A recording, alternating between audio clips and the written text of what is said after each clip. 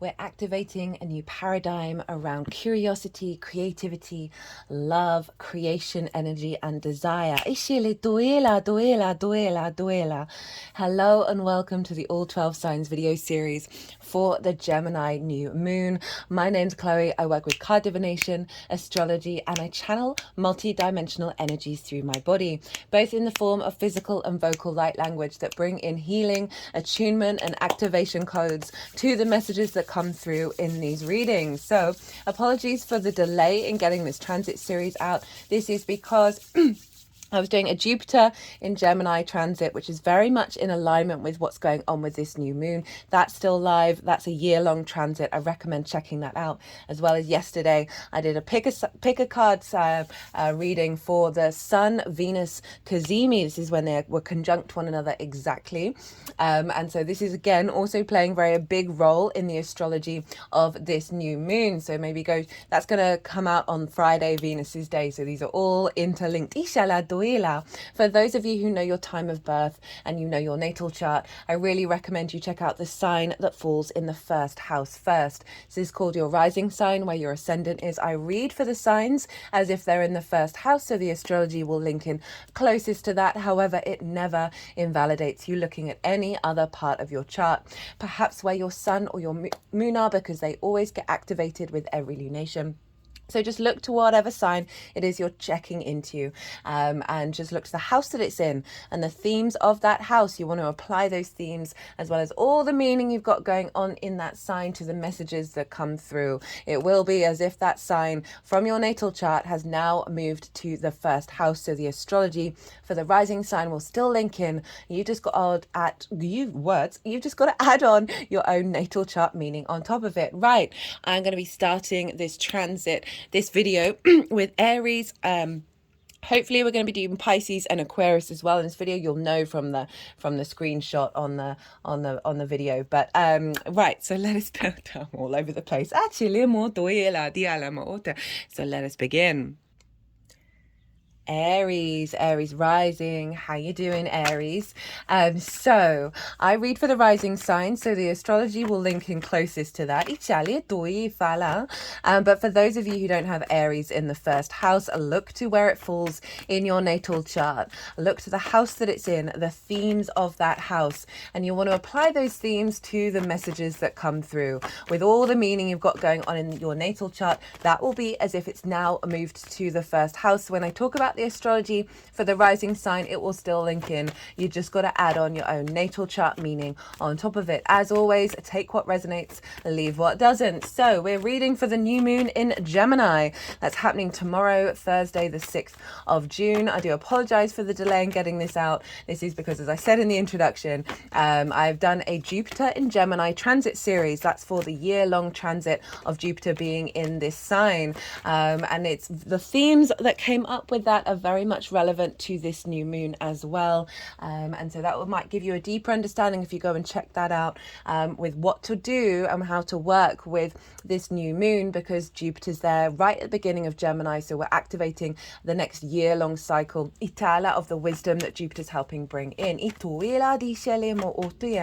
you are watching this after the event, you are not missing out on this. I work with 6-month cycles, so this is going to the energy that comes through here is going to be unfolding over the next 6 months. And I always believe that we can retrospectively tap into the energy of where you're going to set your intentions.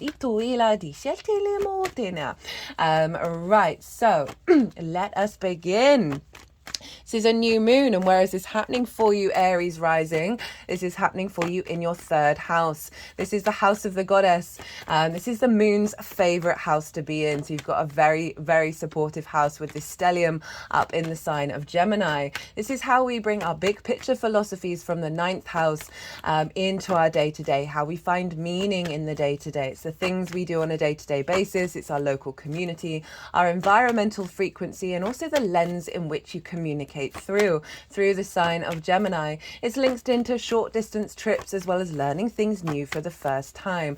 So all of this you can incorporate into your intentions that you set around this new moon. If you don't necessarily know the how or the why of what your intentions are, you can tap into the feeling that you'd feel as if all of the intentions of the third house were activated to the most highest integrated level, and just tap into that sensation of that as well around this new moon. It is a great time to set intentions because the moon is at her darkest, her most receptive. She's receiving the divine light of the sun, the vision, the conscious vitality that we have with that sun energy into our unconscious spaces, into our intuition. How are our needs being met and how are we being nourished? And so we can set a vibe for that to unfold over the next 6 months. So the kind of intentions to set around this new moon. Of being able to find meaning in the day-to-day and the little things, right? I think the third house is so important. This is about being able to set intentions around learning new things.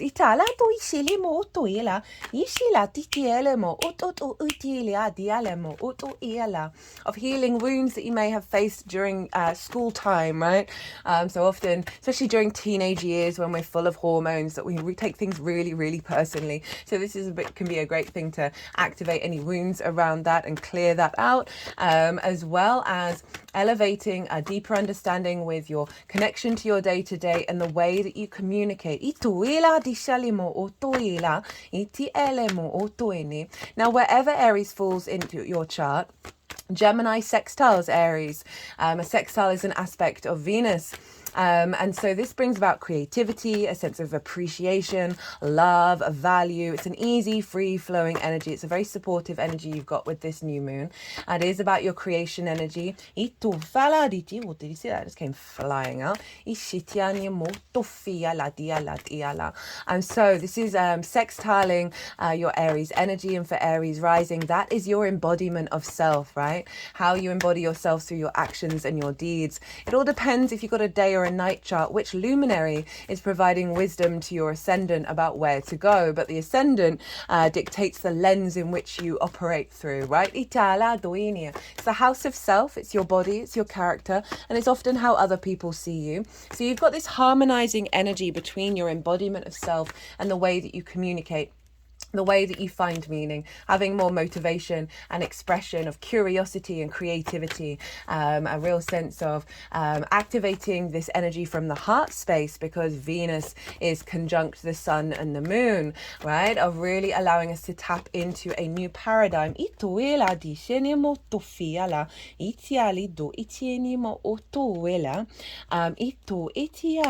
Around how we connect to our sense of pleasure and joy on a day-to-day basis, of bringing that charm of Venus into the way that you communicate as well, and elevating this new dynamic. Because this new moon, yes, it's a new beginning, but it's based on everything that you've learned from the past, and really heightening and increasing the nuance and the depth of the way that you communicate. I break down the astrology in way more detail in the collective reading.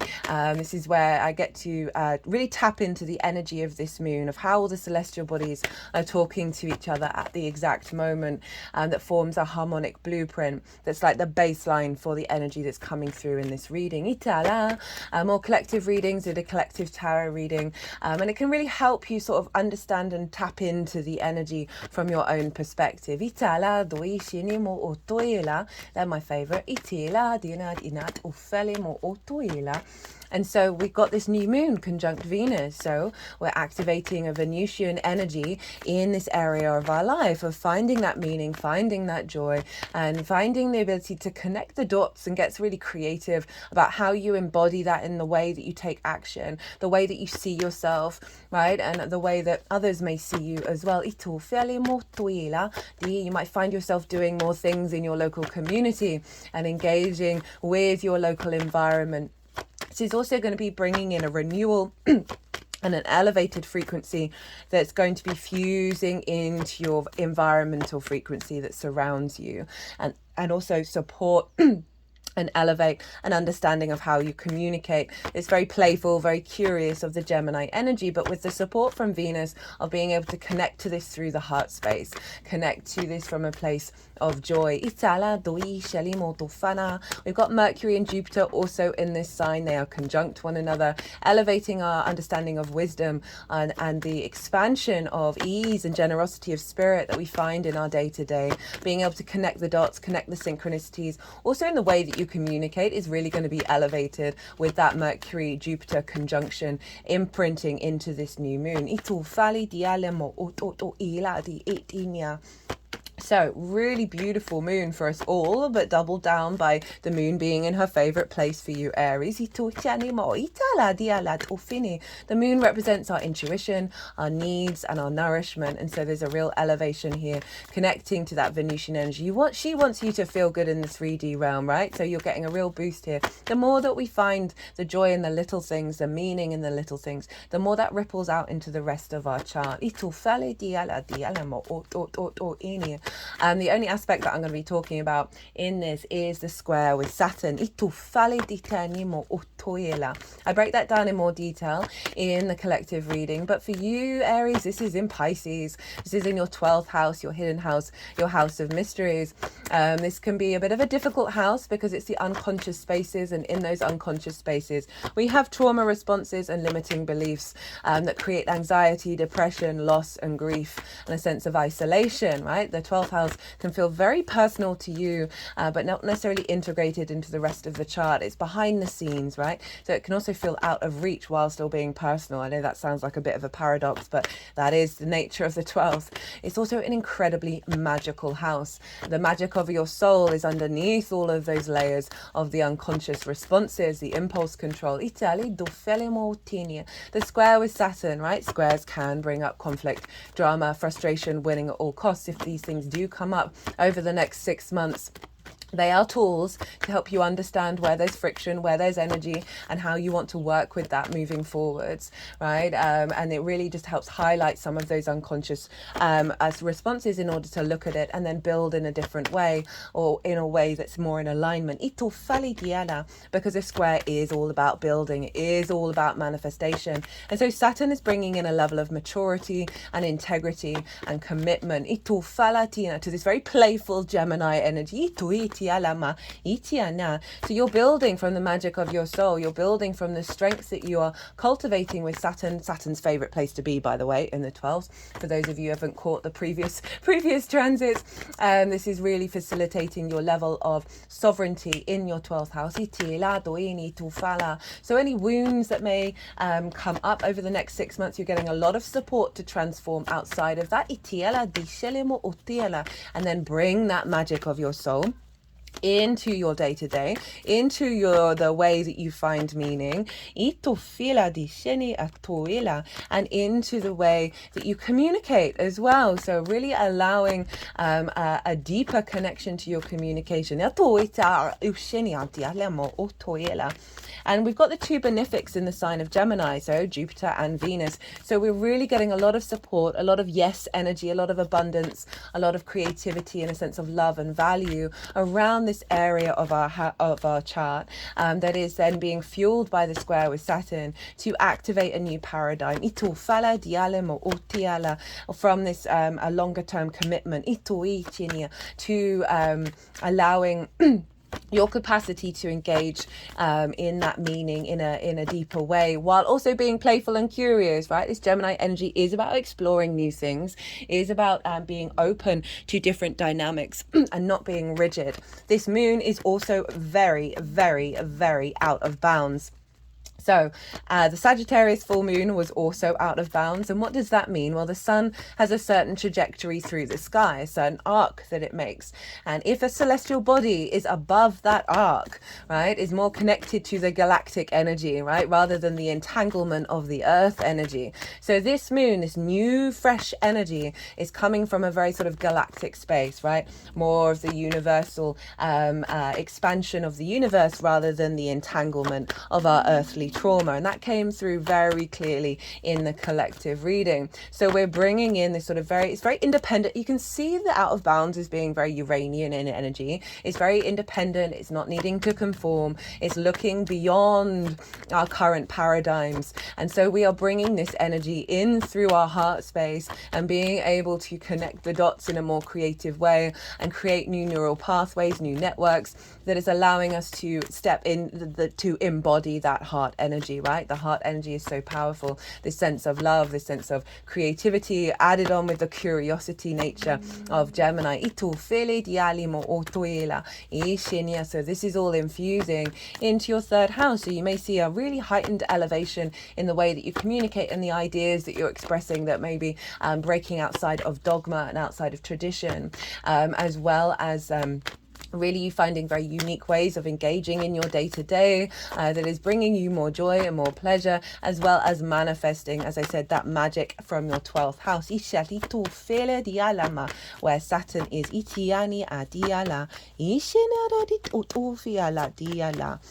look to where your sun and your moon are in your natal chart and the themes of the houses that they're in. Those themes, you can bring them into your intention setting, the seed planting, as well as being aware that they're going to play a role as this energy unfolds over the next 6 months.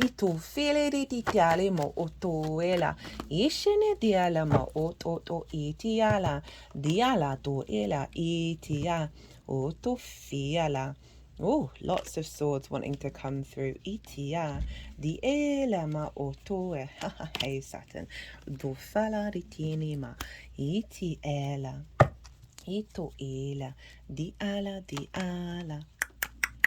do iti ala, to ene ma, iti ela, iti ala. Oofa. Right, we've got a lot of swords showing up for you, Aries. Hey Venus, ito ela. Love these cards, but very difficult to balance on the upright. Okay. Do finish Anna. Ay. Okay, so all the cards have come out and I'm doing things a little bit differently than usual. The 3 piles are going to be, the first one is what's being activated. The second is what are the challenges that may come up should you choose to accept them. And the third pile are the tools in order to work with this energy. Atofia. So I'm going to go consciously quiet. I'm going to soften my mind. The energies that I work with, they are going to move the cards around. They're going to do some energy work. Then they'll put the cards into the 3 piles. And that's when we're going to bring the tarot into the astrology. I call you to soften your mind as well. Let it all settle and then see what your intuitive hits come up. Itali do fali ti alimo oto it ini atiala ti ela tu tini ma ishit iala oto fiala ti ele ma e ala itini ato to itatela italtiala ma ot itiali eli itato fitinia ma diana ma ot Atiala matishalemo oto tiala itia uf diala oto etiania to 20 tiania hu shelema diala hu shelema ila ititiene ma oto toela etiala itiala tini dichatini ma iala di ala ini ma do toela ti shenia do shenima di tiatini mo tolima itini ma titini ma ititila ma uchinia tinia otofalia di alama titini ma itina. Right. So, that reminds me. Just gonna get 2 oracle cards. I've really been enjoying using these decks in these Gemini transits. This is the 4 agreements. All the decks will be in the description box, as always, if any of them take your fancy. Italia, there we go. And then we've also got the Shaman's Dream Oracle. Did I just knock that out? No, I'm good. Ishilimo ofiela, italima otuela, dishilemot otilima itiala, lo otu, ishala diala diala, otu.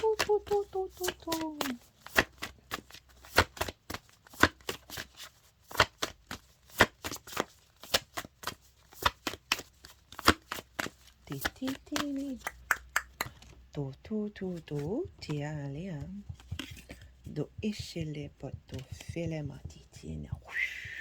Okay, they're wanting 2 for you. Right, they will be read at the end of the reading. So what is being activated with this cycle?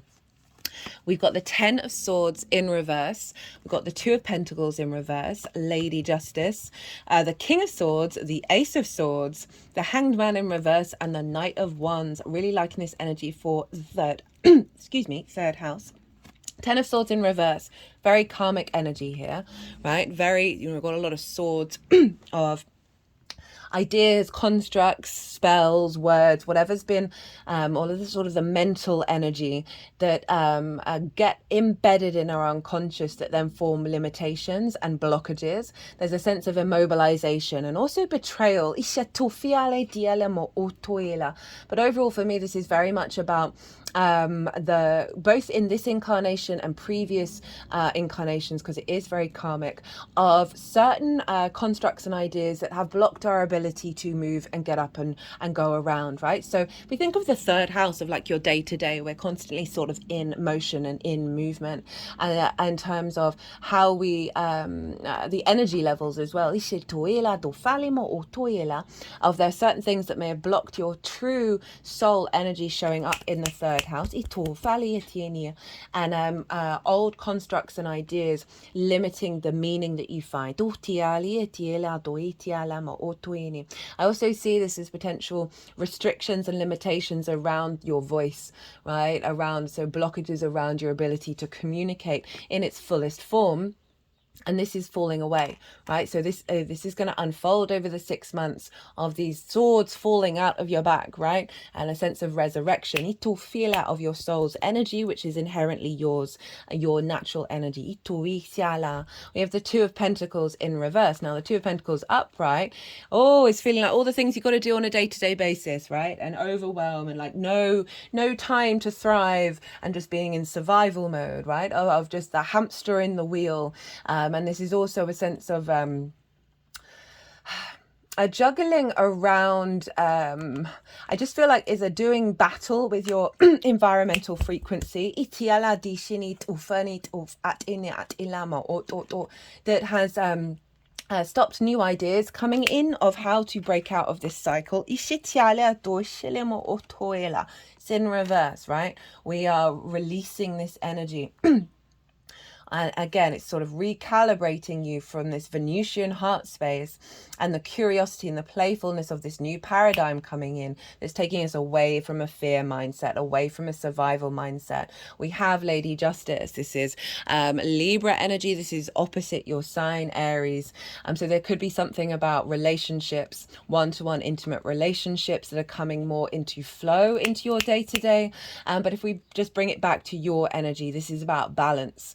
That's coming in, right? Old soul contracts falling away, a line being drawn under the sand, and new contracts coming in that are more in balance. And this can be your contract with your environment in the way that you communicate. I love Justice coming up for communication because she understands and observes through empathy and objectivity, and then expresses good judgment. So there's something here in the way that you're communicating, accessing this the capacity to be in that space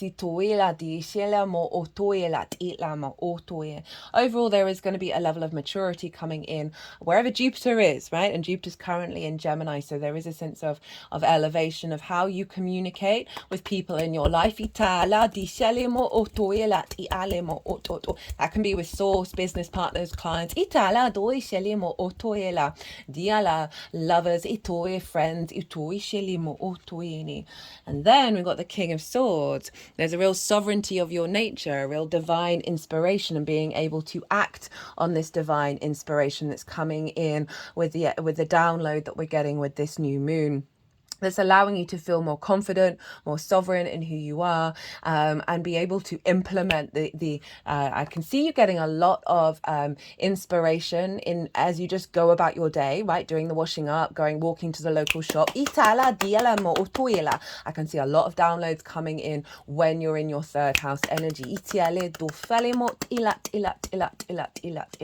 That is allowing you to, is bringing you more confidence, and you're going to have the ability to act on those things.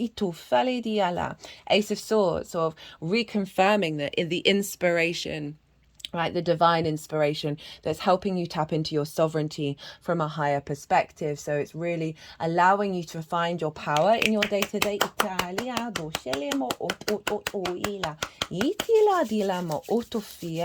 if I'm thinking about in terms of like your local community, this can be in any form. It doesn't just have to be in the physical world, but there is a sense of connecting to others. That may have been blockages, there may have been some limitations around that. And again, that coming into balance where you're being seen as a very mature energy, a very sovereign energy, a confident energy when you're interacting in this way. So that beautiful Ace of Swords, a sense of the visions, of the clarity, and a renewal of energy coming in the way that you engage in those third house themes. We have the Hanged Man and the Knight of Wands, and this sees you taking your wisdom out on the road. And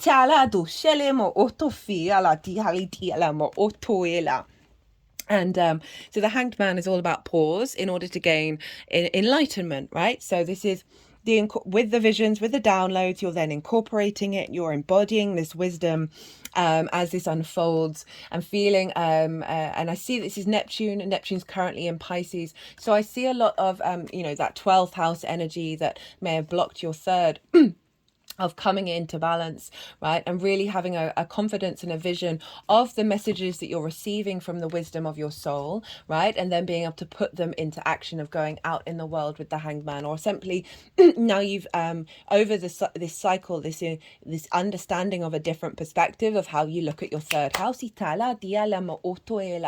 the ability, excuse me, the ability to embody it. Oh, okay, this is the third house of communication, so it's quite funny that my throat is like constantly going like clearing some blockages.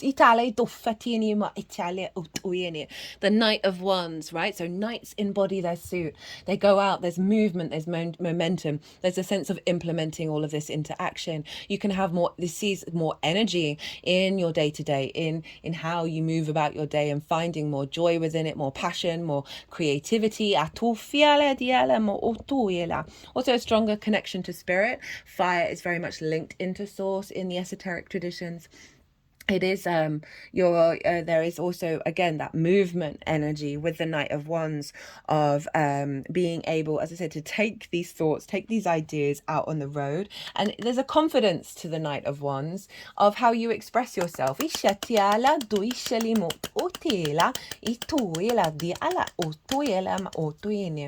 And I can see this with the sort of sextile to your Aries energy, of this all coming together through your embodiment, and therefore how through other people see you with this sort of higher perspective. We've got the Seven of Swords with a sort of an overriding energy here, and I love the Seven of Swords. It came up in the collective reading, and this is all about this figure is stealing away conflict, right? Stealing away one of the most difficult cards in the tarot in order to bring about a sense of peace. It's also about thinking differently and operating in a different way that you would normally do so, right? We've got this very mutable, very changeable energy of Gemini with the out of bounds of a different perspective, and being able to implement it, that is bringing you more inner peace. So the challenges and the energy to work with the challenges, should you choose to accept them. So what I'm going to talk about, it can show up in many, many different ways. It's either going to show up quite loudly in your life, or it's just going to be your awareness of the sensation of this in your body, your mind, whatever it is, that you're then like, oh, this feels a little bit entangled. This feels like there's some restriction and limitations here. And then you're going to spend time working on it, right? So it's all going to depend on your chart, Itala, and what's going on in your life, Itofia. None of which is to be in fear of, right? We've got that square with Saturn. It can bring up difficulties. And as I say, I always say, everything's a tool. Everything is a tool in order to sort of zoom out and go, okay, well, what does this genuinely mean to me? How does it make me refine and qualify my needs, my nourishment of what it is that I want in this life? How can I engage in these things without judgment or shame or rejection, especially if they're qualities that come up within yourself that you might find a bit difficult to observe, right, and look at. Sometimes we hide from those parts of ourselves. This moon is really giving us the wisdom and the strength to adapt and change and move from a heart space. We've got the Five of Pentacles.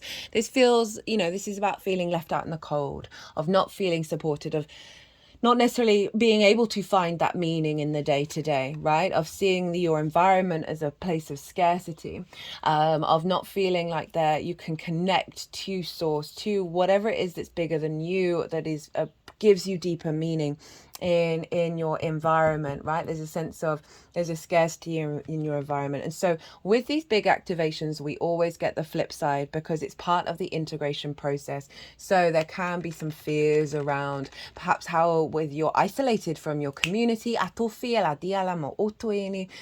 you feel like in the way that you communicate that there's a sense of not being heard. There's a sense of invisibility with this Five of Pentacles. So these are kind of the wounds that may be coming up from the 12th, right? The unconscious spaces. We've got the Four of Cups.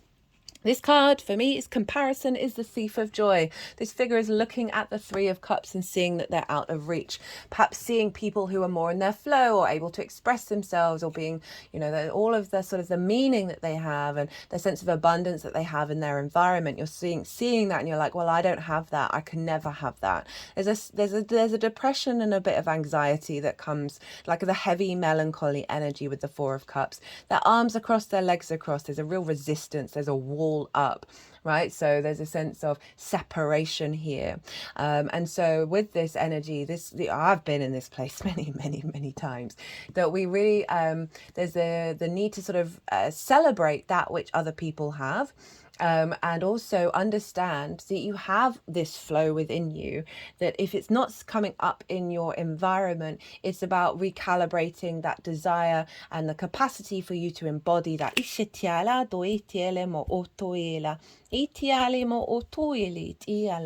this is highlighting a sort of a sense of isolation and a run down energy. You might just feel really exhausted, and that can bring in a heaviness, which means that we're then drained. You may be tired in your day to day, and then we can fall into those old unconscious patterns. We've then got the Eight of Swords. This is Jupiter in Gemini. This is about limitations that are an illusion, right? Trapped in a cage of our own making. So again, there's this sense of restriction here around you finding that deeper meaning, around you being able to communicate from a perspective beyond the current paradigms. They're just doing some work around the throat chakra.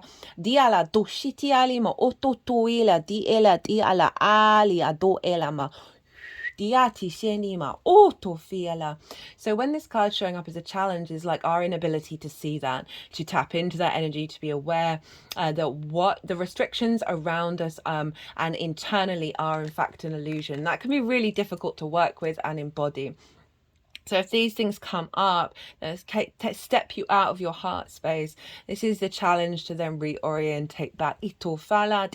There's not much joy and curiosity here, right? And this is what's being activated. So there's a sense of perhaps losing a bit of faith if these energies show up, right? There's a challenge here. Got the Two of Wands. The Two of Wands is, so this is the challenge of of struggling to get the lay of the new land, because of what might be coming up here. This has been showing up for all of the readings of there is an element of pause and allowing things to cultivate and unfold. Gemini is very fast, so that can be a difficulty with allowing that, with not needing the immediate manifestation and activation. And this card as a challenge is like our inability to get the lay of the land and know that the work that we do here, looking at these things, is going to serve you for your long-term manifestation. Another challenge is realizing that you are shifting into a new landscape. And moving away into more calmer waters. And narrowing down the ideas and the constructs that you're taking with you. Then we've got the Page of Cups. I'm gonna shift the energy. There's always two things that come through with this palm. That Page of Cups of the frustration and the inability of seeing the magic, seeing the synchronicity, seeing the flow, being in communion with Source, communicating from a place of love. From a place of magic. Any frustrations and wounds that are coming up around this.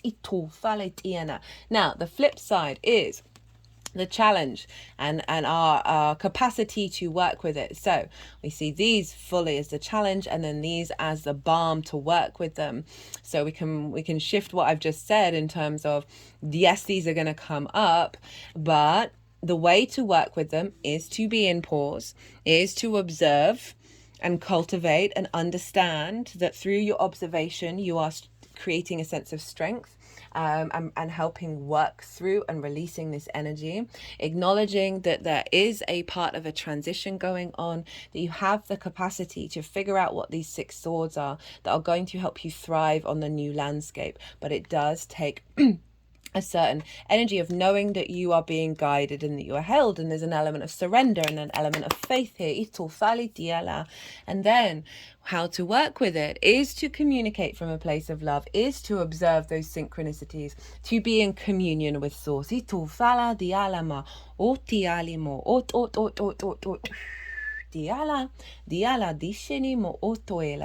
tools to work with this energy. Well, Saturn showed up.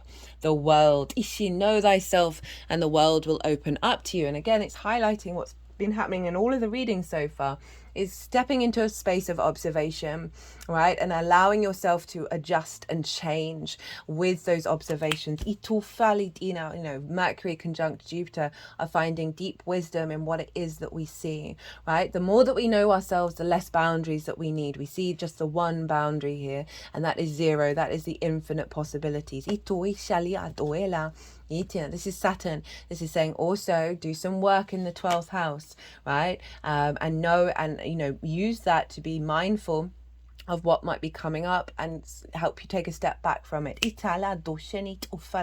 There is a tool here for you to be able to step into your integrity in the way that you walk your talk in the day-to-day, right? So this is about cultivating a deeper understanding with your meaning. Access that Venusian energy and find that joy in those little moments, and then observe them and sort of allow them to unfold, and know that they are a part of you, and they may seem small, but they're a part of the bigger picture. Page of Swords, so a tool to help work with this. Another page. The Page of Swords is looking to the past, right? Is present in the moment, but intention is moving towards the future. This is honoring that time doesn't exist, right? It's happening all at once, as well as honoring the past, honoring those old versions of self, honoring those old experiences, finding the wisdom within them, and cultivating a new sense of self with the honoring of the past, present, and future all together. Observing the inspiration with that Ace of Swords that come through, the ideas that come through, being curious, being playful, and trying lots of different things.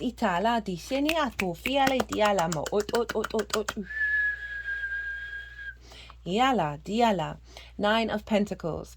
This is calling you to step into your sovereignty and your independence, right? And know that at this moment you are cultivating in your day-to-day the ability to manifest a holistic life right? So not burnt out by work, not over prioritizing pleasure.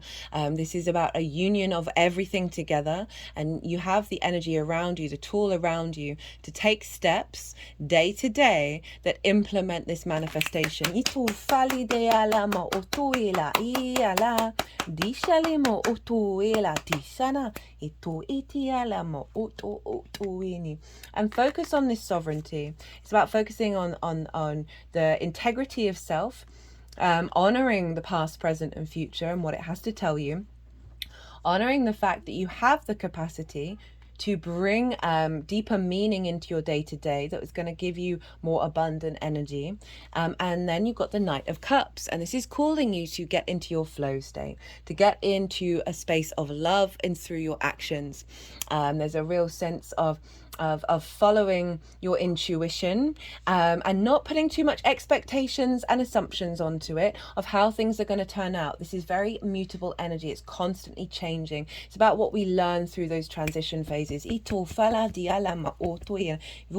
lot of court cards here. There's a real sense of you tapping into the embodiment of self in your day-to-day, to really cultivate a sense of confidence, a sense of ease and flow. Now, oracle cards. So first card is, don't make assumptions, be yourself around others.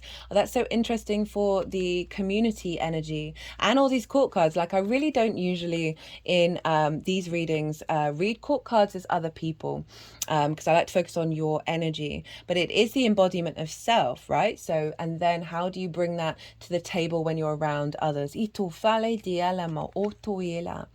biggest assumption that humans make is that everyone sees life the way we do. We assume that others think the way we think, feel the way that we feel, judge the way we judge, and abuse the way we abuse. We are afraid to be ourselves around others because we think others will judge us, victimize us, abuse us, and blame us as we do ourselves. So it's a release around the inner judgment, the inner expectations of how things may be and how people may be that you interact with, because you're judging how you are. We have the Lady Justice, right? That is inherently about making good judgment and being in balance and right with yourself. And it was in reverse. They were doing some healing around that, around a sense of activating a higher level of flexibility for you to be in balance, you be in union with yourself. That's going to bring deeper meaning, and how you connect to others. We also, that Libra energy is with the 7th house of the other. So there's definitely a strong message around what's happening here. The more you release judgment and fear, right, the more you step into love of who you are and how perhaps the narrative in your head is, or any frustrations and limitations around how you find meaning, of really surrendering any anxiety and judgment around that, and letting yourself be creative and playful as you move forward into this new frequency. And that will shift the energy of how you interact with others. Right, okay, so we have 2 cards for you, Aries. The first card is, let me just get this open, gathering around the power of community. That's quite funny for the 3rd house of your local community. The power of community, being safe and secure, allowing help. There are times when you need positive reinforcement from others. Perhaps your journey has made you tired just before reaching the proverbial finish line, where your friends await to cheer your arrival. Know this, you are not alone, regardless of whether you think you are. People gather around to help with your next step as you bring it forth from the cosmos into the beauty of life. I feel like this is linked to that 4 of Cups. What was the other card? The 5 of Pentacles, of feeling a scarcity around connection, around meaning. It doesn't just have to be real life people. This can be the guides and the spirit guides on your day-to-day basis, where there's a sense of isolation that this process is going to be releasing in order to then bring in a higher level of connectivity. Diala, there has never been another you before, and you have a unique relationship with your friends, family, communities, and all those who gather to help you in the unseen realms. Now is the time to allow assistance from others, ask for it, and trust that you will receive it. You are safe and secure right now in this moment, truly supported in your beautiful, amazing, complicated life. You are heard by angels, witnessed by the divine, and loved, yes, loved now and always by life itself. Whatever your query, you will find the help you need to achieve what you desire, and you will not have to do this alone. Count on it. So you're getting a lot of support. I was saying, while you're doing the washing up, of connecting to those unseen forces, right? The magic of your soul, getting a lot of inspiration and support from that, rather than this restriction and isolation that is then going to ripple out in your external realm as well.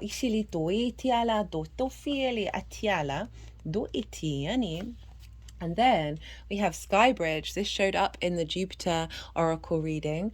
Possibility for union, what needs to be connected or disconnected.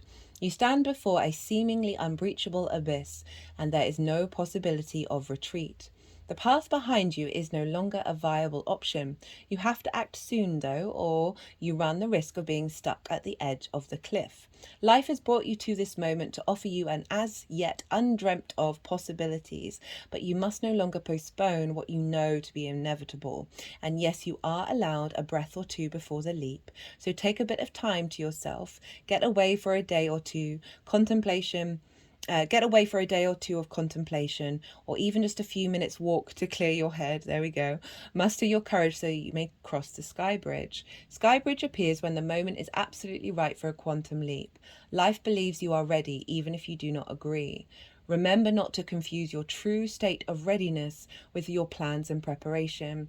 So it's like you don't need to know all the details. You don't need to know the plans. There's an energy coming in that there may be resistance around, but it's acknowledging that when you take that leap, that resistance is going to fall away, but it's still going to be there, and you're going to have to integrate it. But you trust in the process, have faith in the process of what's being unfolded. Readiness, respond with a determined yes, and let the universe take care of the details. You need only hold on to your positive affirmation, and the way will become obvious as you take flight and clear the abyss. Well, Aries, what a reading. I hope you enjoyed this reading. If it resonated, or if you just enjoyed looking at the cards and hearing about the astrology, it would be an honor and a privilege if you hit that like button. Also helps the algorithm, facts are facts. But if you want a personal reading beyond this, if you want a deep dive of what this means in terms of your natal chart or any other transit or anything really, my website is in the description box, and my email address is on the website, so send me a line. I'm also on Instagram, so you can drop me a voice note, that kind of thing. I love to have the context in order to facilitate. But other than that, Aries, be good to yourselves, be good to those around you, and most importantly, be well until we meet again. Pisces rising. How you doing, Pisces? So this is a reading for the Gemini new moon. I read for the rising sign, so the astrology will link in closest with this. For those of you who have Pisces not in the first house, look to the house that it does fall in.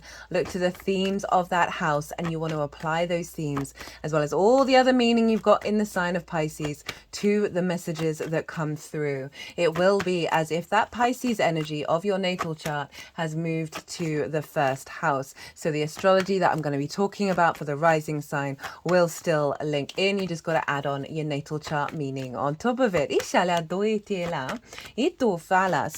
got this beautiful Gemini new moon happening for you, Pisces. This is a great time to set intentions, and this is happening in your fourth house. This is squaring your Pisces energy, and your fourth house is your roots and your foundations. This is your ancestors, both blood and soul lineage, as well as parental figures, the roof over your head, and your private life. This is the darkest part of your chart, on the darkest moment of the day that you were born. Itala, it's the roots, right? We need strong roots in order to grow tall. Got got a bit of a stellium, a little pile up going on in Gemini. Venus is there, conjunct the sun and the moon. Jupiter and Mercury are there. Very like this, woof, it's everything is very not frenetic. It's just a real feel-good energy. You've got the two benefics there, all activating big new cycles in your foundational space, right? So I apologize for the delay in getting this transit out. This is because I did a Jupiter in Gemini transit series.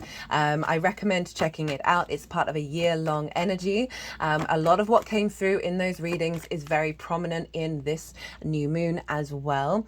And Jupiter traditionally is one of your rulers, Pisces. So I thoroughly recommend it. It's happening in an angular house for you in the 4th house. These are powerhouses, right? So when we have transits here, there's a big shift going on. So that happened. And then I did a pick a card reading for the Sun Venus conjunction in the sign of Gemini. And that happened yesterday. What's the date today? The 4th of June. That will be going out on Friday, Venus's day. And all of that is all very much linked into this. So I do apologize. I work with 6-month cycles though, so what comes through in these readings are not limited entirely to the day of the new moon, and also I find that we can retroactively step into energy if you want to set intentions if you are watching this after the event. So 4th house energy. This is setting intentions around a deeper connection to your roots, sending nourishment to your roots, to your foundational space, an activation and an alignment around that, tapping into your ancestors, doing some tapping into communication with them, healing some wounds around that,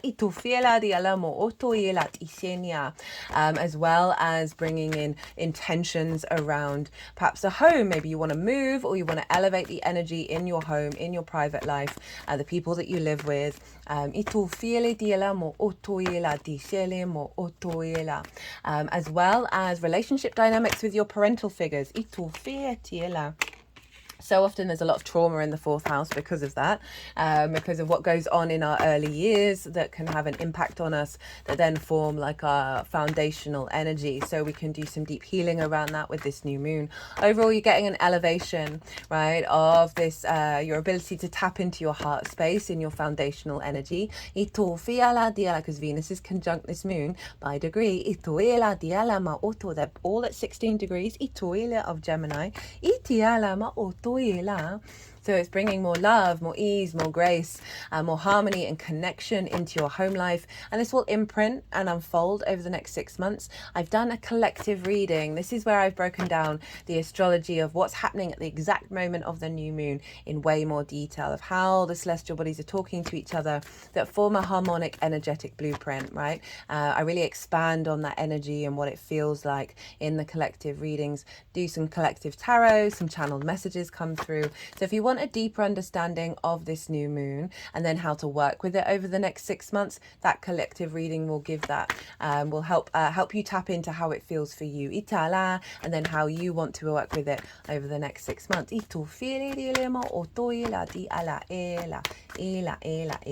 Very supportive, right? This moon is what's called out of bounds. We had an out of bounds moon with the Sagittarius full moon. And this is when a celestial body goes above the trajectory of the sun, right? So it's not between the earth and the sun in terms of our visual understanding, but above the sun. And so this is bringing in, it's very galactic energy, very inventive, independent energy coming in, new paradigms, new ways of connecting to our heart space. And then the Gemini energy of curiosity and play and being playful, of establishing new neural networks, new neural connections. Beyond the sort of the dogma and the heaviness that can be entangled in the earth energy. You can kind of see out of bounds energy as being very Uranian, right? Very independent, very confident, not needing to conform, but also bringing in like really revolutionary ideas and constructs. So well, this moon is really out of bounds as well. So it's bringing in some really zoomed out cool stuff into your foundational space. So this is going to unfold over the next 6 months of this a recalibration to this frequency, right?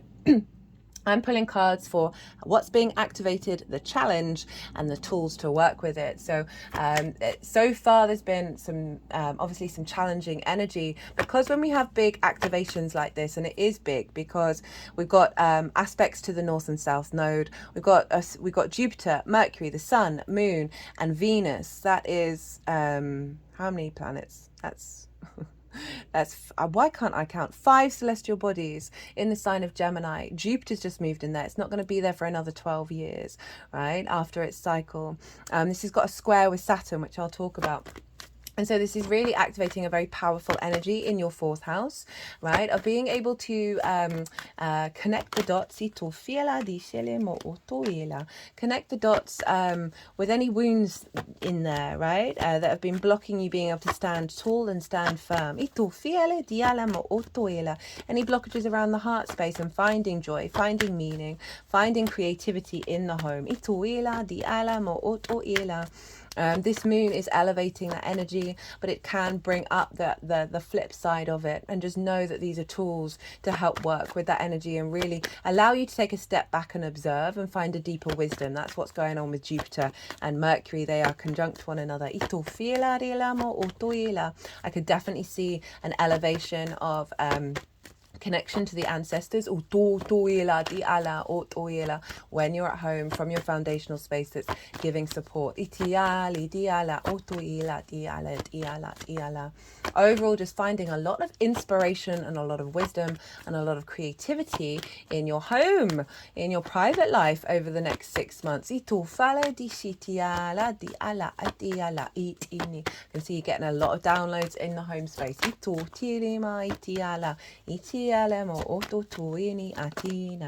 Oto tishene itala diala do fene moto it ela. Okay, so there's a lot going on. It's squaring your Pisces energy, by the way, right? A square is an aspect of Mars. It can bring in drama, frustration, conflict, winning at all costs, right? You've got 2 mutable energies thinking they do mutable best. If these things do come up, as I said, they are here to help highlight, okay, what conflict really matters to you, right? Where can you step away from drama? But essentially when all this comes up, it acts as a activation, right? It highlights where friction, therefore where energy is, for you to tap into it in a different way and then bring it into your capacity to build, right? So any wounds at home, right? Any conflict with the people that you may live with, right? This is all influencing your ability to adapt and shift and change into a paradigm that's coming from the heart space. That might be about just not engaging. That might be about finding a deeper level of connection and empathy about why this may be happening, and they're not really caring about that it's going on. And so this is squaring your 1st house. Now, your 1st house, the rising sign, is how you embody your sun or your moon in your actions and your deeds. It depends if you've got a day or a night chart, which luminary is providing wisdom to your navigator, to your ascendant, of where to go. But your ascendant is the lens in which you move through the world. It is your body, your appearance, your character, your sense of self, and it's often how other people see you, because they see you through your embodiment. They see you through your actions and your deeds rather than what might be going on behind the scenes. All depends on your chart, how much those luminaries. There's your card.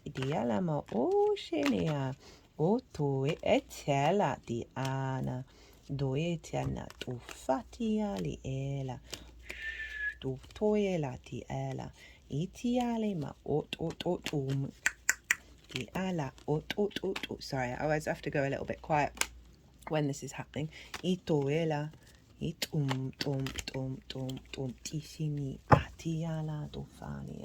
Saturn at the bottom of the deck. Hello, the world card. What was I saying? Oh, it's completely gone. Oh, you're right, squaring your 1st house. So squares are right. Mars isn't just the god of war. Mars is the builder and the farmer, and it's all about It's all about your motivations, your drives, and the actions that you take that then create in the 3D world. So you've got this really powerful square going on with this activation of this new cycle in your home life around your understanding of self, right? So again, could see a lot of healing around a lot of wounds that are come in the fourth house that then give you a deeper perspective of who you are beyond that, as well as your capacity to get creative, get playful, and bring in some really powerful manifestation at home. For those of you who might work from home, this could be a really good energy, as well as just generally just getting stuff done in the house and wanting to do lots of things, and having the ability to do so. So the only aspect I'm going to talk about in these readings is the square with Saturn. And where's Saturn? Well, Saturn's in your sign, Pisces, and there Saturn is. And so Saturn, right, so Saturn can bring up some restrictions and limitations. I'm sure you've been going through that. I've talked about that in my previous Saturn transits around your sense of self. Just always know that Saturn, after a Saturn in the first house transit, you are so much more in your own power, your own sovereignty, your authority. There's a level of integrity and maturity and commitment that comes in. So we have all of that energy, right, of Saturn creating, right, with this very playful Gemini energy that can often, you know, be deemed to not take things too seriously. We've got Saturn going, hey, right, let's bring some maturity to this. Let's make sure this is part of a longer term cycle of how you connect to love and how you connect to joy and pleasure in your home life, and get creative and be playful and curious. There's all in alignment with activating manifestation of embodying that in you walking your talk, right? So this can see you doing things at home that is then strengthening your sense of self and how other people see you. Again, might be like picking up a creative hobby and spending more time engaging with that in your home life, or as I said, working from home as well.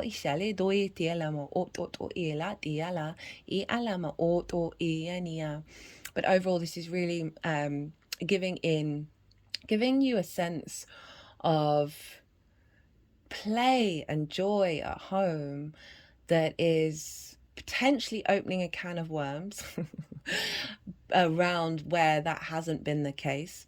But with Saturn squaring this energy and Jupiter being involved as well, there's a greater sense of wisdom and maturity and the ability to understand cause and effect, right, of what might have affected you from your early years in the way that you are now.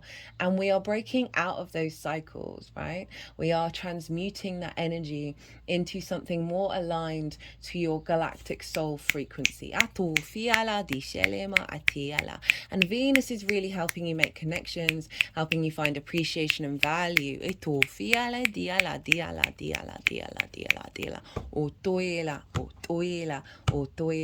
And overall, this cycle is really going to genuinely bring in some more joy into your foundational space, and I love more playful curiosity of being able to shift and change and adapt, and those foundations still being very strong because of it, right? Because you are ebbing and flowing rather than being in a state of rigidity.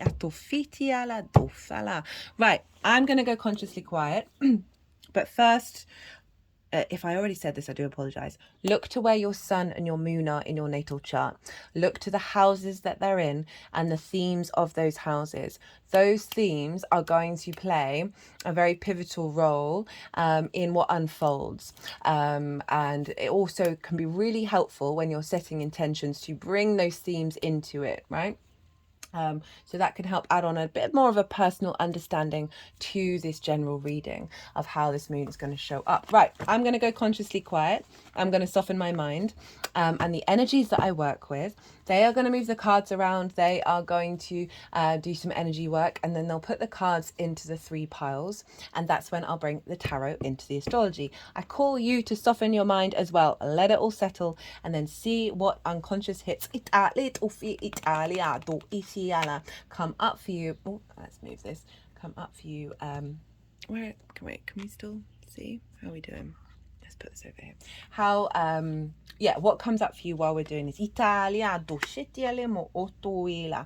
Italia to itiala I anama.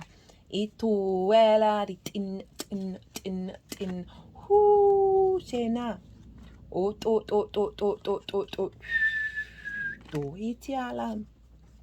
And di ala, di ala, di ala, di ani to, di ala ma, di ala to,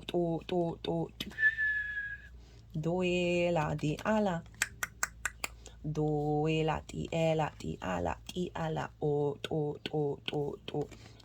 ti ana ma o tuina, ishila ma di ela. Diala, diala, diala, diala, ma to, Itala, diala, diala, o toila diela, doela di ali, atu it, atiala, o. Okay, there's a fair amount of cards here. Ishale, diala, iala, ituela. Ituela, dialia, do itiala, diala, ot, diania, uela, matiela, dianima, Okay, so the first part is what is being activated in this cycle. So we got the Seven of Swords, showed up for pretty much everybody so far, also in the collective reading. The Knight of Cups, the Magician, the Three of Pentacles, the Page of Cups, the Empress, and the King of Pentacles. Love that energy for you, Pisces. So there, what's being activated is the ability to move away from conflict, right? This figure is stealing away the Five of Swords. This card is about thinking differently, doing things different. It's the color of the sun, and bringing about a sense of inner peace. So there's an element of here of what's coming in is a new frequency that is shifting from being in conflict. Itala with the themes of the fourth house. Itu fiala, the Knight of Cups, being more in flow, more in a state of love, in a state of just in your intuition, in your home, right? And being able to take more actions from a place of love, your embodiment, your enjoyment of your foundational space. The Magician. This is Mercury.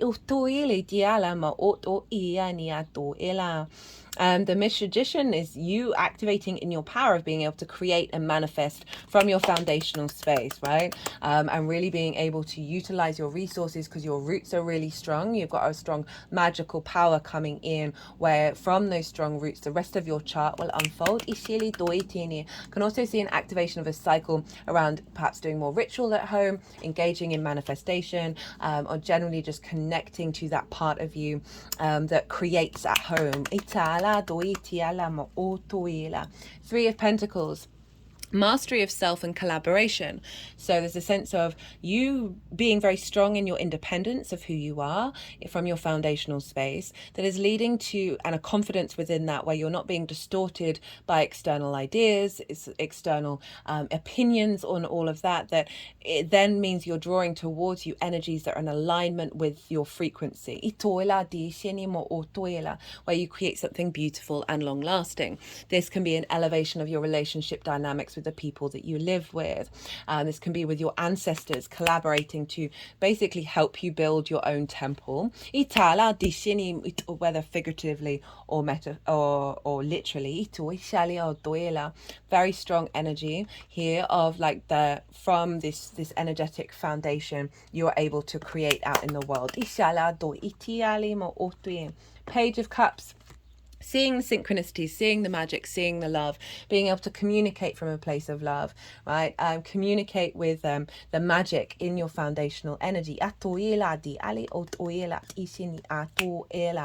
Ooh, this is a Pisces card as well. So there's a sense of being able to bring yourself and your ability to communicate with people in private.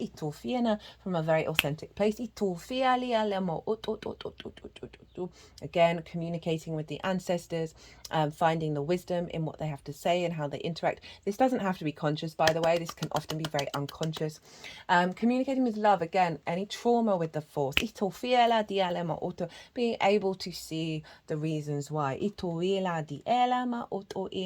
Opportunities could come in around how you're seen and how you're visible through the actions that you take that are giving, you know, if I'm thinking about those of you who might work from home, of opportunities coming in around that facilitate, that understand your value and your nature, and they wish to communicate with you. Empress and the King of Pentacles, both these cards, these are the only two cards that hold the golden scepter. So what is coming through is a real sense of activation around creation energy in your foundational space, a sense of abundance and fertility. You see here all these grapes. They represent the harvest. They represent a sense of manifestation. She has all the wheat that is ready to be harvested as well. There's, as I said, the fertility, the ability to bring this into your 3D world, to feel good about your 3D world. Your foundational space is gaining this energy, so you can then take action that then brings about this real sense of feeling good and opulence. I mean, I said it. Abundance. It doesn't have to be like money or anything or things, but just genuinely feeling quite confident within yourself, right? This is activation of a sovereignty and the actions that you take that are coming from these strong foundations that are being activated with this cycle. Now, for the challenge, we've got quite a lot of cards here. I've got the 10 of Wands, the 9 of Swords, the Queen of Cups in reverse, the 9 of Wands. Okay, they're wanting those two together. The Tower. Diana. Right. So it lima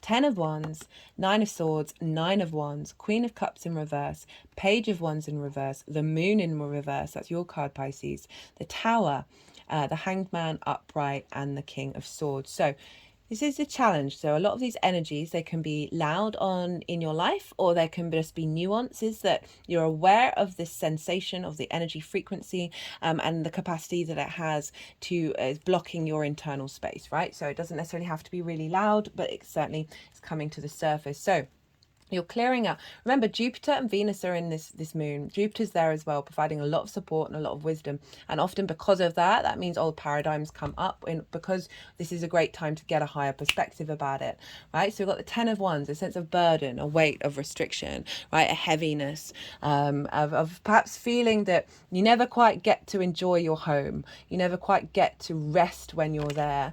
And then we've got the 9 of Swords. This is anxiety, worry, fear, a real sense of feeling very overloaded and not necessarily finding solutions. 9 of Wands, being on the defensive, right?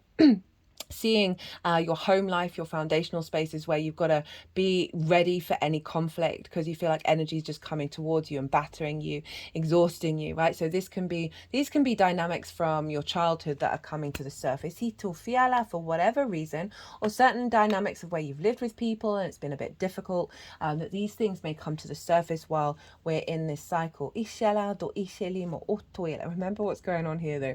Queen of Cups in reverse, not being able to find serenity, not being able to tap into your intuition, and as I said, just know this is all being cleared up because this moon is so out of bounds. It is dysregulating the earth structures a bit more. Page of Wands, not being able to tap into and communicate from an authentic place. The Moon in reverse, your energy being blocked, right? Sort of psychic connections being blocked. Your ability to soften and be sensitive in your home life.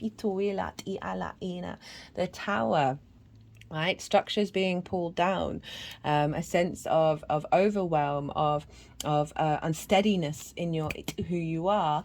The Hanged Man in reverse. Now, I don't often read it this way. There's going to be another message that comes through with this, by the way. Of not finding the wisdom, of being restricted, of finding a different perspective. The King of Swords, an element of stubbornness, right? Of not being open to this new paradigm that comes in, right? So being quite rigid in our mindset. Now, in regards to the challenge, should you choose to accept it? So we've got all these difficulties of your embodiment of self, and some heaviness around you being you. And then we have the Tower card. Now, I love the Tower card. So this is all about this all being pulled down, right? Which can feel really disorientating, but know that your foundations are still strong. This is all going at the top, right? This is the challenge. So be mindful that that you can tap into this energy and really activate a release that's really powerful. And then to work with the challenge is the Hanged Man, the Queen of Cups, and the King of Swords, of knowing this is part of the process of getting a higher perspective, and tapping into your energy of your intuition, and really acknowledging a sense of serenity within yourself, even if you don't necessarily feel it, of that things will work out. This shift and this change is bringing in this new paradigm. Ito fiala. The King of Swords is all about clarity of vision, right? A sense of being able to transform into the ability to act on divine wisdom. So there's a sense of certainty that's coming here that you may not necessarily understand. It may not make any sense to you, but there's a level of faith and knowing deep within you that you can tap into to help facilitate that energy.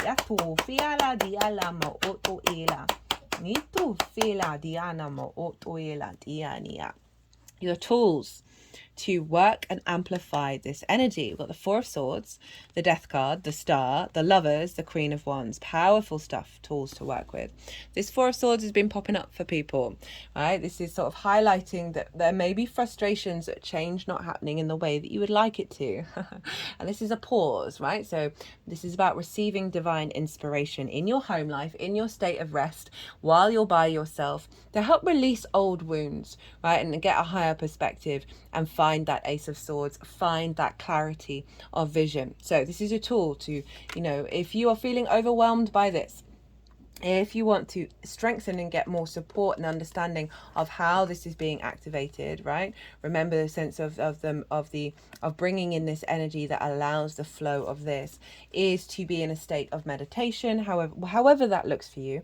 So simply open your mind to receive new pathways, new clarity. But it is the sense of being in a state of isolation and a bit of inner space, that you're going to activate that support from your foundational energy. We've got the Death card. This is acknowledging that things are changing, that there are things you need to let go of. Feels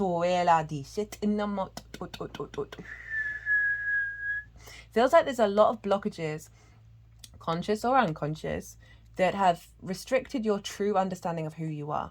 Right? And with this square to Saturn, this is bubbling to the surface. And do know that these are things that are falling away, used to have an authority over you, but they no longer serve you. And so honor this transformative energy. Again, the collective reading is very playful, it's very curious, it's opening from a heart space. And this is what we want to do when we are encountering energies that may come from a state of duality, because that is the catalytic energy that comes from polarity to help us then reorientate back into the balance of light and dark, night and day. And on a day, they are two sides of the same coin, and we cannot reject either side. We cannot reject the shadow and expect to remain in the light the whole time. That's just simply not how the universe works. We need to walk with peace in both areas. The Star. The Star wants you to be uniquely yourself, rid of the blocks and the limitations, the constructs, the opinions of your parental figures, your ancestors, all of that kind of stuff. People you may have lived with that have said things to you that you have just imprinted in your brain, right? She is unclothed. She is she's rid of masks. She is very authentically herself, right? She's bringing in the galactic energy to help heal the earth. And so this is the union of self in your home, right? Of allowing yourself to be uniquely you and exploring that and realizing that process does involve some healing, in order to really stand in your power, right? I feel like this is the end result coming through. It is about hoping and dreaming as well. And I feel like this is activating with that sort of creativity and the curiosity of perhaps bringing manifestation and abundance into your home life, right? Because you're coming from your unique self, that is allowing you to hope and dream in different ways, that is then strengthening your foundations into your longer term legacy, because it's not based on limitations and restrictions. The Lovers. This is asking you to focus on integration, on union of self, right? Masculine, feminine, and spirit. Bringing yourself into alignment in your foundational space. Falling in love with yourself. Falling in love with your experiences. And finding and bringing that love into your home. Because this is all about choices and the decisions that we make. And so by integrating ourselves, we are able to make decisions that do not come from impulses, do not come from those trauma responses, but come from a very powerful inner space. If you live with a partner, this can highlight being in communication, right? Making sure there's an awareness around what the transit's about. It may be that your partner is going to offer you some support. That's not going to be for everybody. I always like to focus mostly on your energy. Queen of Wands. This is about the understanding of the cultivation of this energy, right? She's also very independent. She's very charismatic. There is passions and drive and motivation here about calling you to tap into your passions. The thing that gives you life, the thing that gives you animation and movement. Queens, they cultivate. They bring nourishment and depth to this frequency. There's an element of the yin to them where we, as I say, the cultivating. So it is less of the going out in the world and taking action, but about cultivating a deeper connection with your soul. I just started bringing the sunshine in. Finding that joy. Right, okay, so, okay, great. Because of the play, right? This is, don't forget about the play and seeing things in a curious way. And stepping outside of any heaviness. It's not denying the emotional response to it, but realizing that there is an energy around play and being just curious about what's going on and what's happening. Oh, that's too many. Okay, they wanted two. So let's get oracle card from whoops daisies. Bear with me 1 minute, Pisces. Just drop them all under the table.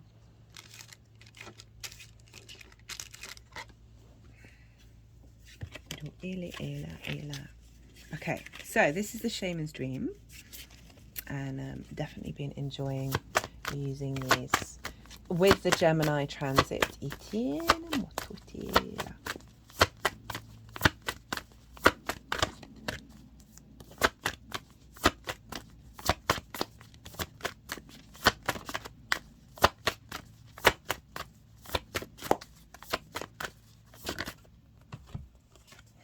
That's fascinating. Okay, so I've been using this deck a fair amount. Only 3 times has there been a flipper, and the Gemini reading, it flipped and it was the same card. That's fascinating. It's a fellow mutable sign. Hey, so this was the first one that came out. Don't make assumptions. Communicate with clarity. Communication with others as clearly as you communicate with others as clearly as you can to avoid misunderstandings, sadness, and drama. If all humans would communicate with impeccability of word, all of our relationships would change. There would be no wars, no violence, no misunderstanding. What I feel with this is about communicating with yourself and being honest with yourself about what's going on in your foundational energy, right? Again, the drama of it all. And so often we can recreate the drama that we had in our childhood, right? And so being really honest with that and being honest with working out and figuring out what are your foundational needs, right? What is it what am I trying to say? Just doubly confirming this with this King of Swords of being able to look at things quite objectively, and sort of untangling yourself from from the limiting responses that we may have from, I say the fourth house has a lot of trauma because it's the ancestors as well. And this is a great time to work on that and figure that out. And then with the people that you live with, of perhaps being really open with them if you are going through a difficult time, or if you're aware of this transit, of going, this is what I'm working on, and being open with that. Do what's right for you in how you're interpreting this card, but overall there's a real sense of how you talk to yourself in your foundational space, your home life, your private life. You're going to be working on that in order to bring that level of peace. Remember that Seven of Swords, right? And so often that, as I said, conflict can come up. And if we're not clear about our needs and our nourishment, right, that's the moon, and we can't expect other people to understand what they are. Don't make assumptions, be yourself around others. So doubly confirming that. The biggest assumption that humans make is that everyone sees life the way we do. We assume that others think the way we think, feel the way we feel, judge the way we judge, and abuse the way we abuse. We are afraid to be ourselves around others because we think others will judge us, victimize us, abuse us, and blame us as we do ourselves. I really feel that's, again, reconnecting back to the sort of trauma responses I was talking about and the ancestral work that can likely come through, because this moon is so light and full of love and full of wisdom and exploration and curiosity. That's a really catalytic energy. Shina. I just had a big energy release at that. It's a really catalytic energy for paradigms that are very fixed and rigid and don't want that. And we really struggle with being ourselves, right? What I'm taking away with this is acknowledging that you may judge yourself in ways that are beyond positive, right? We can have opinions about ourselves because we wish to improve, we wish to elevate, but when it means it blocks that energy, and when it means, okay, I'm just thinking of, so I lived with an Aquarius a couple of years ago while Saturn was in Aquarius, and I was going through a deep transformative process. I used to judge myself all the time in my head, and I was always quite and then during this process of transformation, right, where I thought I wasn't judging myself so much, but I still was, this person was so critical and so judgmental of me, to the point, and I blame everything on myself. Like I'm the first one to point out where my flaws are and where I might have contributed in it. I was so objective about the whole thing, and I went through every pathway of trying to figure out why is this going on? This makes zero sense. And it was so bizarre. And then I realized it was a master teacher, right? Who was really helping me recalibrate and get to a place of like, oh no, it's not me. It's not me that's being, I should judge. Not that I was supposed to judge that person, but of really annihilating all the possibilities of how I could possibly judge myself. Oosh, big energy release there. That was, a different Saturn energy because it was in its own realm. But I feel like that might be relevant for some of you if it comes up. Anyway, since then my relationships with people that I live with have been vastly improved, and I haven't had that again. But it is this sort of it's quite intimidating energy when you know that everything in your reality is coming from you, and that's not about blaming ourselves and hating on ourselves, or being like, oh, if I've not done this, I've not done that, then none of my manifestation is going to happen, my whole world's going to fall apart. It's not about that. It's really not about that. It's about finding peace with the honoring of the fact that we have an intense power within us to manifest our reality, but not falling into the pit because of it, right? It's all about love and kindness with this. So there's a chance that may be relevant for some of you. I felt called to say it, and I had an energy release, so it's usually something going on there. So we've got the cosmic womb, the divine feminine.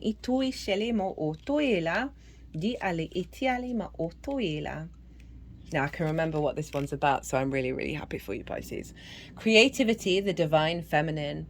The cosmic womb is a reminder that you're undergoing a beautiful process of birthing a new self into being.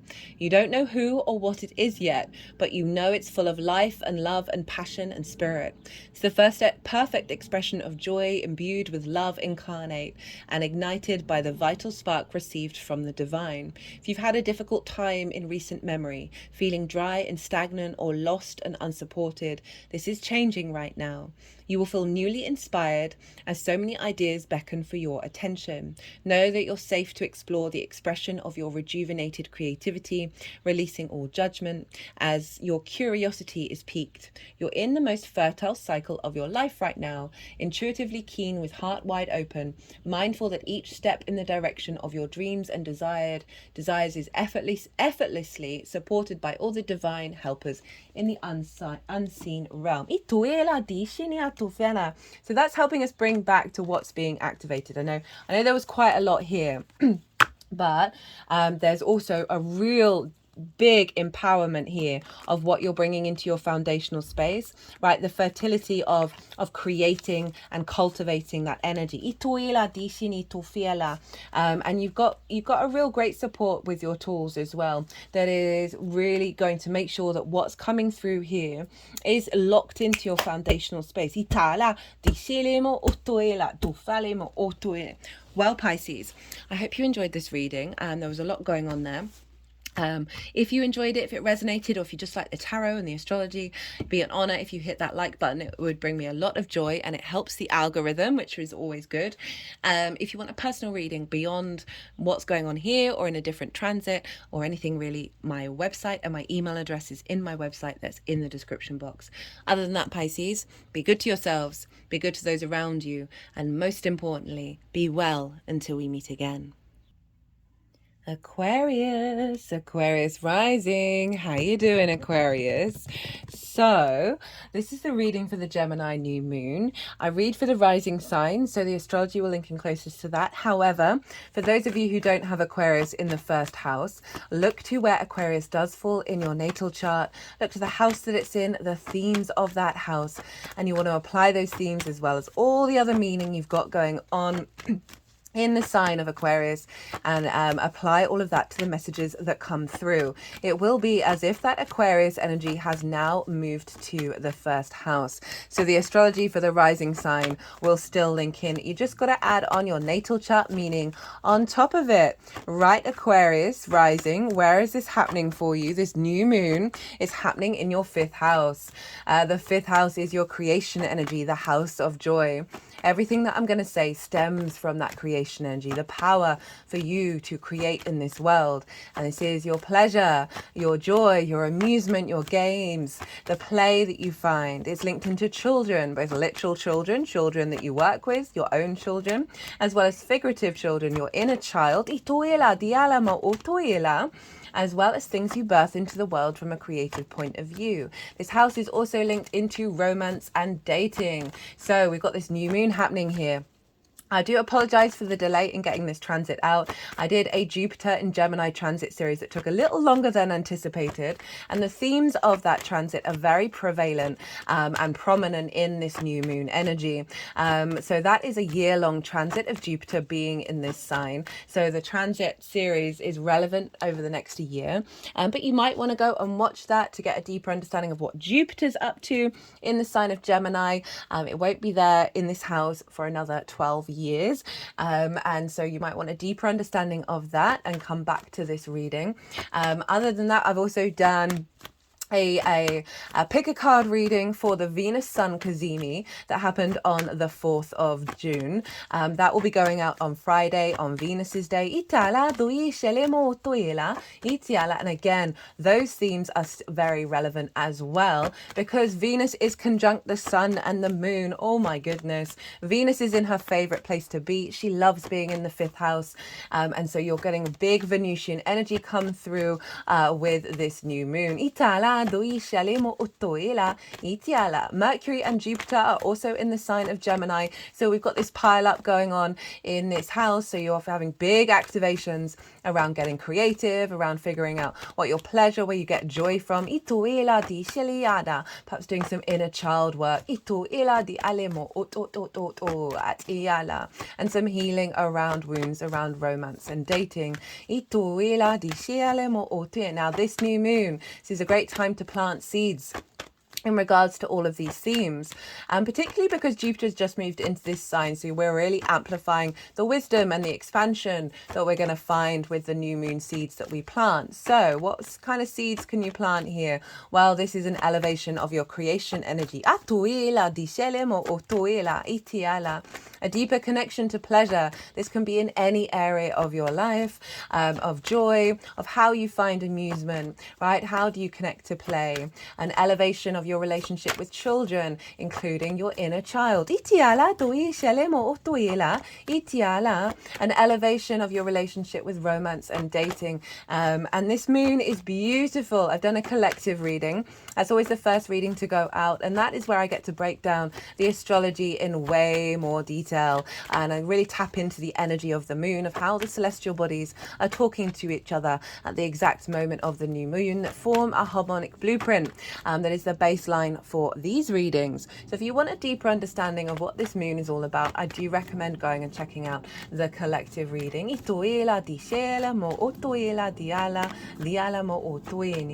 And so we can set it all those intentions around that. And the reason why I was focusing on that collective reading is this is such a beautiful moon, but it's bringing in a very radical new paradigm.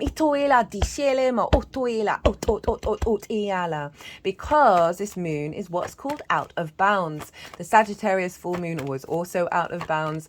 And what does that mean? Well, the sun has a certain trajectory through the sky. If celestial bodies are above the sun, this is called out of bounds. So this is where they're tapping into more galactic energy, right? Sort of zoomed out perspective, beyond convention, beyond tradition. It's very maverick in its nature. You can link it into the Aquarius, not the Aquarius energy, the Uranus energy. And so this moon is really out of bounds. So it's bringing in a new paradigm of understanding of how our needs are met, our intuition, our nourishment, all that moon energy around the Gemini energy, and allowing us to create new neural pathways, new connections, be able to shift and adapt and change beyond anything that's fixed and rigid. Activating a higher level of our connection to love, joy, pleasure, creativity, harmony, all of those Venusian energies, because she is conjunct the sun and the moon. They are all at 16 degrees. And so this is taking us beyond the entanglements of trauma responses and limiting beliefs and traditions from on the earthly plane that have bound our expansion to be curious and what's the other word? And creative with this new moon. So it's a very powerful energy that's shaking up a lot of difficulties, a lot of stagnant energy. And we may notice that over the next 6 months. I work with 6-month cycles, so this is all about the unfolding up to the Gemini full moon. If you're watching this after the event, you're not missing out on the messages. So we can see a lot of all the old patterns come up to the surface because of the power of this ability of this moon to shake us out of that which we think won't change. It's trining your Aquarius energy wherever it falls in your chart. A trine is an aspect of Jupiter. It's a free-flowing, soft aspect. It's very supportive, right? Trines, like Jupiter, like to bring things together in order to elevate and expand and inspire, right? Fellow air signs, both yang in nature. So easy transfer of energy. It can bring a deeper wisdom and a sense of knowing within yourself that then allows more flow for more opportunities and a sense of luck and a generosity of spirit. And this for Aquarius rising is trining your first house, right? Of how you embody your sun or your moon in your actions and your deeds.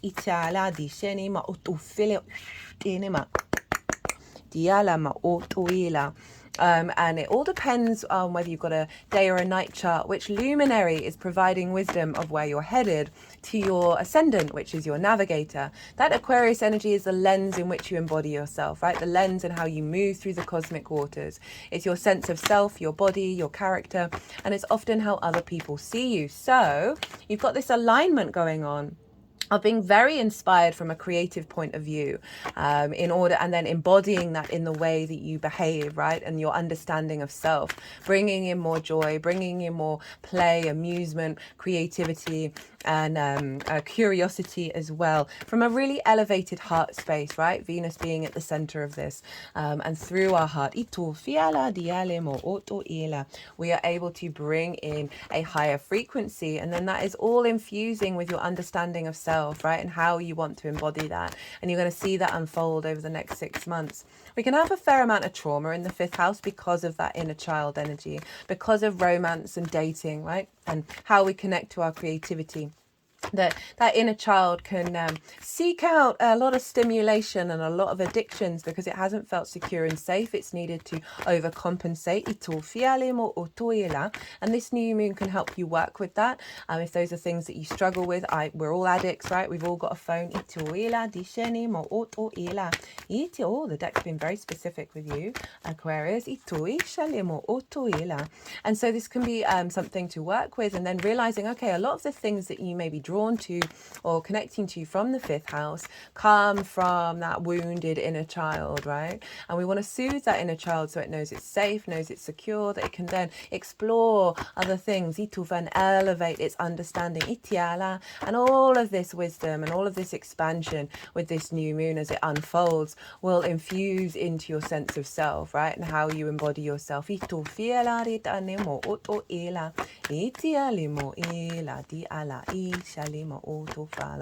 a lot of wisdom coming in with Jupiter being conjunct Mercury, who rules this moon, so that is influencing this moon as well. Gemini is very playful, is able to find a lot of novelty and be able to move from one thing to another. It is a very light energy, and so the wisdom from Jupiter is really sort of elevating that Gemini energy. Again, that's why the Jupiter and Gemini transit is also pretty significant with this new moon. And Mercury, of how we connect the dots and how we communicate, what we're drawn to, what we're interested in, is getting an elevation.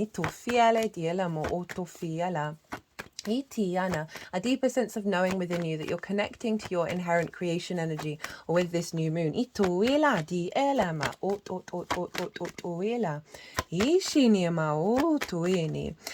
the only aspect that I'm going to be talking about in this reading, because I'm trying to keep these a lot shorter than I usually do, is the fastest moving sign in the zodiac, right?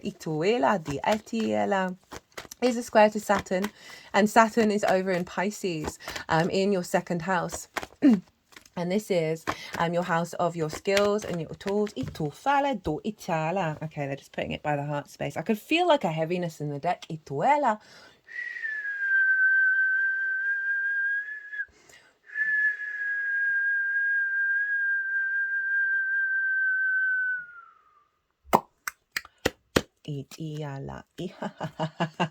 Cut the deck and get the Empress. And then there's your card. Goodness me.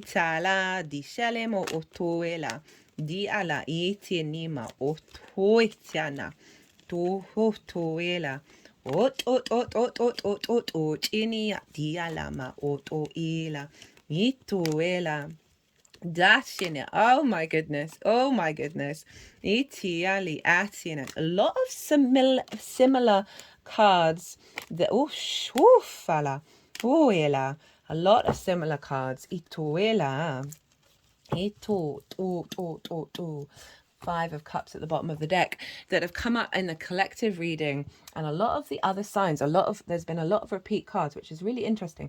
So what was I saying? Saturn over in Pisces, of your skills and your tools and how you manifest and bring in regular income, the things that you value, and most importantly, how you value yourself. Now, a square is ruled by Mars, so it can bring up conflict, drama, frustration, and winning at all costs, because we've got two mutable signs thinking they know how to do mutable best, and they're coming at it from different perspectives.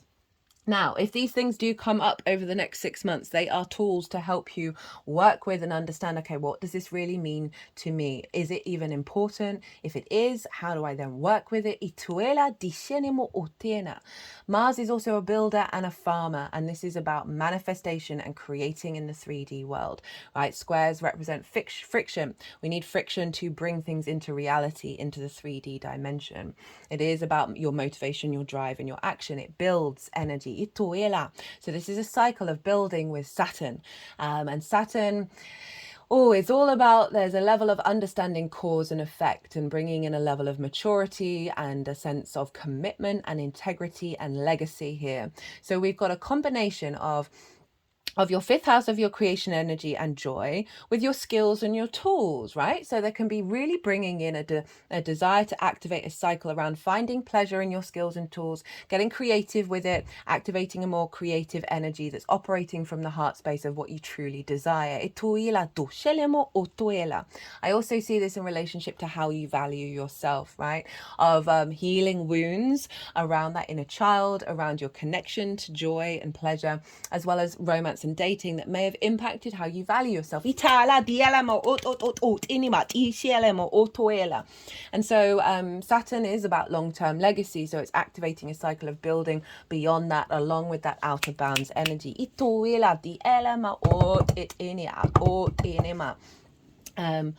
So that's what's going on. I mean, there's more stuff going on. Pluto's in your sign as well, trining Jupiter and Mercury. Can't help but mention that.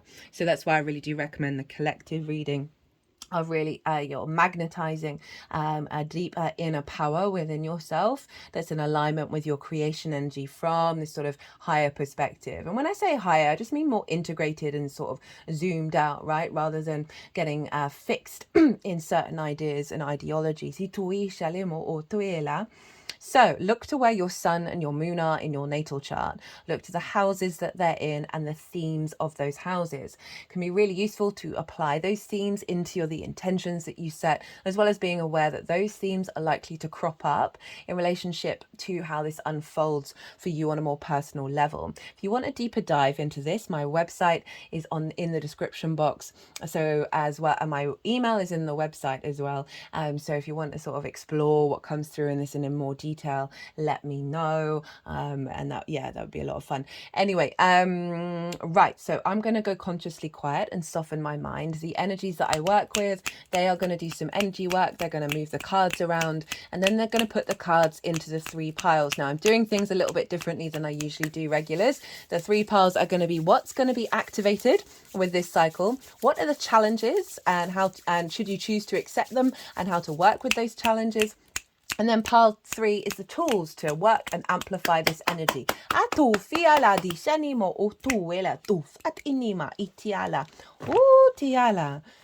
Oh, interesting. Got the Empress and the Emperor at the beginning and the end of these cards. I mean, they're going to go in different places, but that's just if we're thinking, I don't always like to focus on romance because not everybody's looking for it, but we are dealing with the 5th house and any potential blockages around that of bringing in more divine counterparts, a deeper sense of maturity and sovereignty around that. And that can be the integration with self as well as with those that you interact with. Itiala yala elema utiala ma tisheni atoela itatiala ot Italia diala ma ot iala di elema otofitani tatiala otoela itoela intinima itiala utofiala Diala enama itiala di shalamo do itialima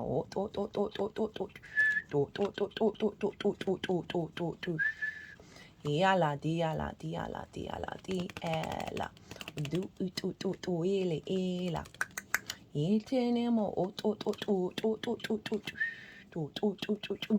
Itialama, tiala. You got a lot of cards. Itinama, itinama,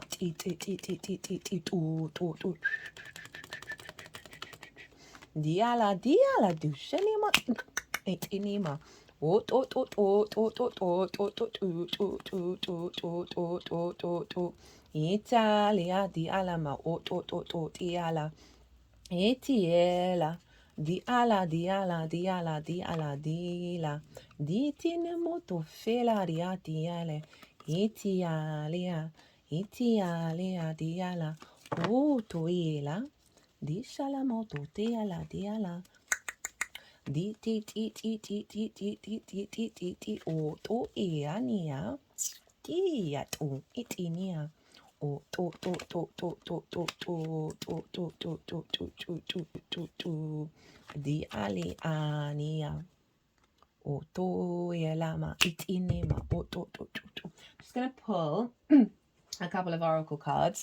I've really enjoyed been using these two decks with the Gemini transits, Itiala, Dinit, Orfila, all the decks in the description box, by the way, as always, if any of them take your fancy. This is the Four Agreements deck, Ituila. It's very mercurial in nature, given to me by a Gemini rising, and the author of the book that this deck is based on has a Virgo sun, so incredibly mercurial. Italia, Orfalema. Ela, di shalemo otuela tiala. Oh dear, there we go. Do tuele matisini it. Doela metine. Do to to to to to to to to to to to Adeladin. Okay, they're wanting 3 for you, by the way. There we go. Etiana. And this is the Shaman's Dream Oracle deck. Italia di Sheni. This has been very, very powerful for all of the readings so far. Itiala diala. Oto to to ila. Diala diala diala diala diala. Oh, I meant to say, at the time of recording your video, this is, the ascendant is in Libra, which means that Aquarius is in the 5th house. So we've got sort of a doubling down on the 5th house energy coming in. Diala, to diala, diala,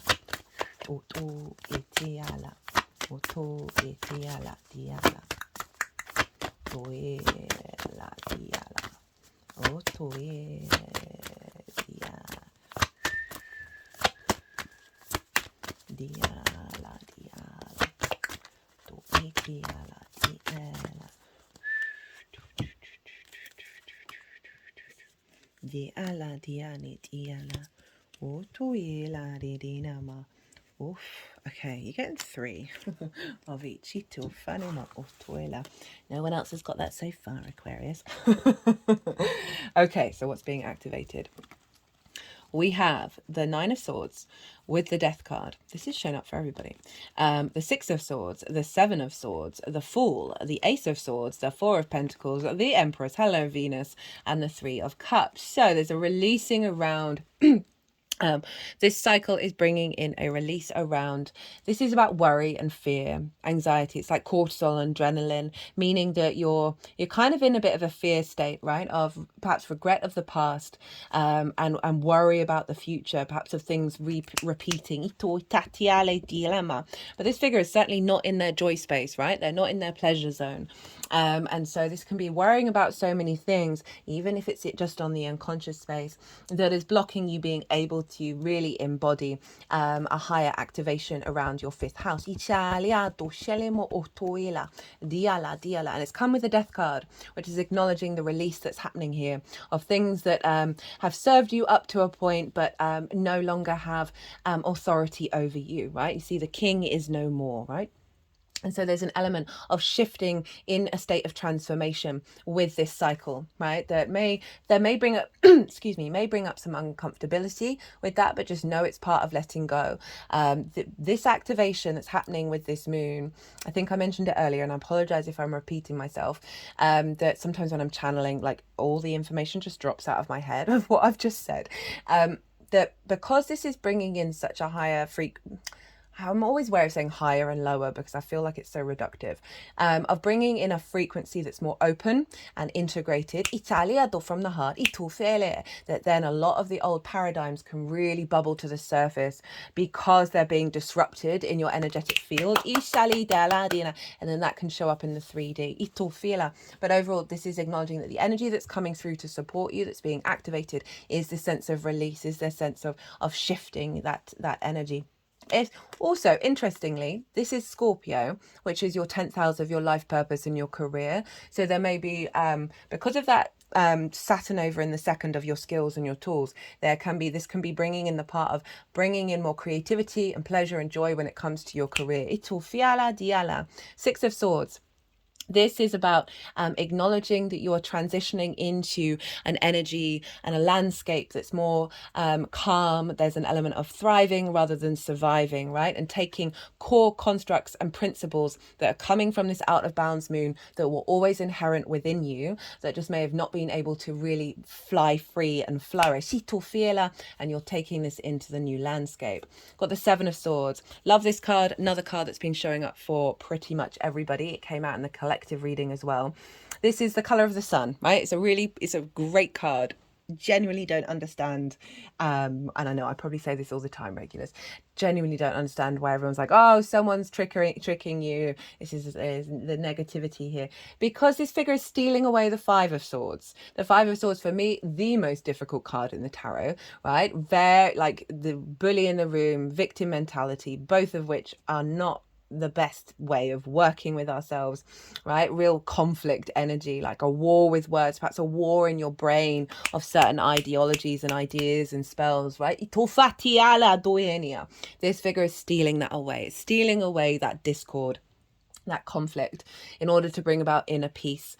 It is about thinking differently. It is about integrating a new perspective. We then have the Fool, very heart orientated energy. The Fool, its chest is really far forward, its arms are really open. It's really open to the curiosity of life, the good, the bad, the ugly, the beautiful, right? And it's about to leap off a cliff. There's an element of faith and hope, of knowing that a new reality is going to turn up. Love this refreshed energy showing up of you operating with your fifth house, sort of, I'm just thinking about that inner child energy, right? Old wounds and old discord. The Fool coming along saying you are engaging with this energy with a different mindset, right? It doesn't necessarily mean that these old difficulties may still not be around anymore. So often I find they are. It's just our perspective to them. It takes a time to integrate the entanglement and the universe understanding, okay, well, you're not attached to this anymore, so we're not sending you that way, as well as making peace when they do show up, like it's just not bothering you anymore. You're finding it more curious than anything. But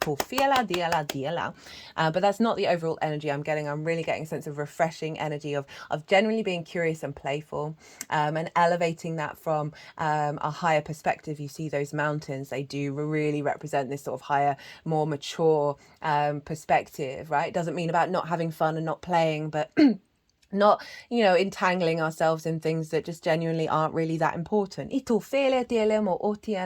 the Ace of Swords, vision, clarity, right? Divine inspiration that leads us to sovereignty. You see that crown there. Also, again, mountains in the background representing this higher perspective. A lot of inspiration is being activated, and clarity of what truly matters to you. And again, this refreshed energy around perspectives and ideas and thinking of things that are just going to repeat themselves. This is saying, no, there's a new landscape. And you being able to act on this creativity and this play and this heart space with a real knowing. Four of Pentacles, one of my favorite cards at the moment. This is about your inner soul frequency, right? Free of trauma, free of limiting beliefs, being able to manifest in the 3D world. There's a level of protection here with this card. We've got the Pentacles. They are the 5-pointed star that Venus makes in her synodic cycle. She wants us to feel good. She wants us to enjoy and create and connect and find love, right? And so she is at the feet, the heart, and the crown chakra, protecting that energy so you can operate from that crown, that sovereign mentality of building flowing from this energy, from this creation energy, from your pure source, itoina, in the 3D world. Itoila tishelemo, otushenima itiala. The Empress, hey babe. So it's bringing in the fertility, the creativity, right? The sense of abundance, of feeling good in the 3D world. She is also the Queen of Queens, right? She is all four of the elements combined. So there's a sense of harmony, there's a sense of union and maturity and elevation because you're more integrated. Remember Venus, she's in her favorite house, and you have this imprinted in the next 6 month cycle. But very fertile ground you're working with. You're going to find more inspiration, more desire, how you connect to your pleasure, a sense of elevation and flow. Look at this beautiful 3 of Cups, right? This is a sense of union. You might be having more fun with your friends. You might be going on more dates or sort of interacting with all the pleasures in your life and your creation energy, and bringing more flow and more sense of celebration and a sense of abundance and a real sense of appreciation of that energy within yourself. Definitely more play and more fun.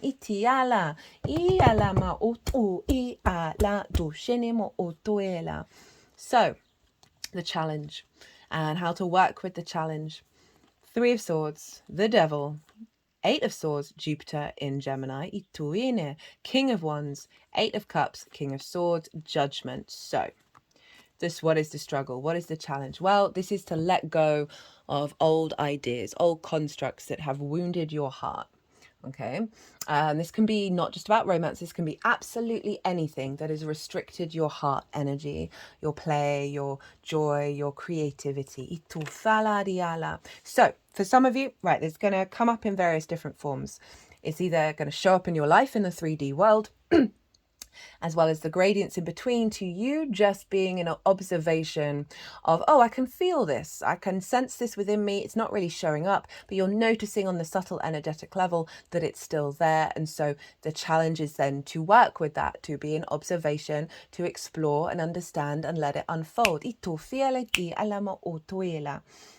We then have the Devil, right? So addictions, things that have bound you in ways that don't give you nourishment, right? Everything, as long as there's consent involved, who gives a damn, right? And with those who can give consent, and it's not just about people. But I just want to explore this idea and limitations around pleasure and joy. We can have engaged with certain religions that may have shamed us, whether in this lifetime or many other lifetimes. This was a theme that came up in the Pick a Card reading. Then because of that, right, you think of all those sort of religious leaders who are really anti-gay, and it turns out that they're gay, and it's just like, it's just, if only like the book religions would just stop trying to control us, yeah? And that's not just book religions, it can be absolutely anything, where things become repressed, and then we go in, then it gets exaggerated whenever. This is why I'm never hating on the ego, the shadow, not a fan of cutting cords, because when we reject things, when we shame things, when we separate ourselves from things, they get louder. And so this can be about things you've been through that maybe have happened to you, that may have felt like you've been in a bad state, like difficulties. Heartbreak can often lead us to addiction. I speak from experience.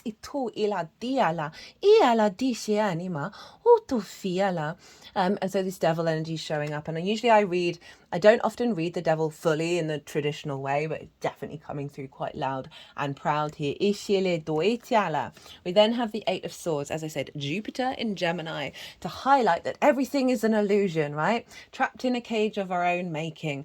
So there is some limitations here that are surrounding you that you may find it a bit of a challenge to navigate out of this energy.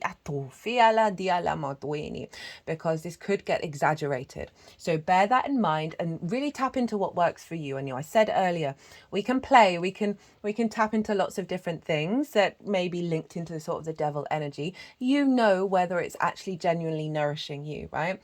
So I'm not being was it a party pooper in any way? I would be a hypocrite if I was. But there's this, we do know about whether this is in fact limiting us. So there are certain constructs and ideas in your framework that have been limiting your true expression of your soul's creativity. Now, the reason why this is Jupiter in Gemini is because Jupiter helps reveal the illusion of constructs. The illusion of thoughts and ideas and how they limit us. So we then got the King of Wands. And what I picked up with this is a real overconfidence in your independence, in your sense of it also action, right? This king just wants to leap off and go. Gemini is very much that energy, even though this is Wands. But there's a real sense of, I was just getting a stubbornness with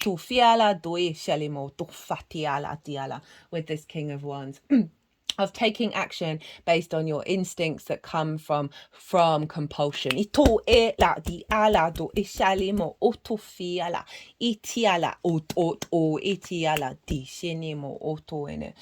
the disempowered King of Wands. As well as, what else did I want to say? I can see this as a blockage, right? Around your creation energy, around your passions and your drives and your ability to really be mature and sovereign in those actions. Because then we have the Eight of Cups, which is saying there's an acknowledgement there are certain things you need to walk away from, right? And this card for me is all about those unconscious spaces, right? Where somebody may have said something to you when you were 3 that imprinted some of this heartbreak, right? That then like snowballed into addiction. Right? Something that's so ingrained. I talk a lot about this in the collective reading. So ingrained in your neural pathways that it's so familiar to you that it feels comfortable, right? You're so used to it that it's that level of comfort. This is about having the confidence and the determination to put in the work to move away from these responses and go and climb the mountain to, I nearly said cliff actually, so that might be relevant for some of you, to get a higher perspective. Maybe some of you live by the sea. It might help to go meditate on the cliff. But this is saying that what's coming through is there's potentially going to be some unconscious responses, right? Inner child stuff that is going to take a little bit more effort to pay attention to work with, to navigate. As I said, this is bringing in a really beautiful frequency. And then the 3D has to catch up, and it needs to do so by releasing that energy that's already within you. That's been blocking what this frequency is already here. So bit of a challenge and it may be a challenge to actually decide to walk away, right? So it all depends on your own life path and what you're doing. How to work with this energy is your sense of self. This is about you. This is Aquarius energy, this sense of who you are, what you think you are, right? And finding more clarity in that, right? King of Swords can be pretty damn stubborn, and it's come with judgment, which is Pluto in your sign. So there's a sense of a recalibration of self that's going on here, and being open to this ascension process. Even if you're like, well, I like these things, I want to keep hold of these things, be open, be curious to change, right? It's not that you won't necessarily come back to those things, but come back to those things in a sort of healthier, integrated way that is serving your soul. And so judgment, this is Pluto. This is these are the dead. They are grey. They represent wisdom. And so often, so Pluto's linked into the ancestors. So this is old versions of you, as well as your ancestors who may have had wounds and blockages and stagnation, that they are being raised up by the angelic frequency, right? So there's a sense of ascension here, happening here, of bringing you into a higher judgment. Because we've got the mountains again in the background representing a higher perspective. Remember, this is not about play, right? Look at this card as it's the line last card of what's being activated. I'm really being very mindful. Like, I'm not trying to be like, you've got to go sit by yourself and not have any treats. Oh, goodness me. Maybe you were told that as a kid, "Atuela dialemo o toela," which then means you then overdo it as an adult. Oof, they just got my hand around my throat. It's like it's gripping it. Itato. Oof, just had a big energy release there. So my mum was very sweet. I was brought up vegan, and she kept sugar away from me. And we were quite poor, so we didn't have many treats very often. And then when I got a bit older, there would be like, we had a local supermarket that would wrap up the pastries at the end of the day and put like 5 in a bag for like £1.50. And she would get them and she'd put them in the freezer, right, with the anticipation that we'd have one every now and again. I would raid that freezer and I would eat them frozen, and I would eat the whole bag, right? I still, till this day, I'm not getting better with this. So if I have a chocolate bar in the house, if I have a box of biscuits, gone. It's all I can think about. I can't go away and then go and do something, because all my brain's going, oh, go on, you know you want one. I'll find out ways. I'm like, I'll go, right? I know that's still within me, and I didn't think of that when I said that out loud. So, but that's often the way. I claim this to help heal that. Jokes, absolute jokes. Tools to work with amplifying this energy.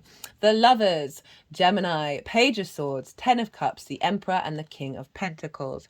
How many kings have you got? Pentacle, you got 3 kings. 3 kings of Orient art. The Lovers. So this is about union, right? This is about integrating the masculine, feminine spirit within you in order to make choices that serve your long-term goals. So there's a sense of being in observation, right? Honoring the polarity of existence, right, and the duality it may create that mean we perhaps choose the wrong things.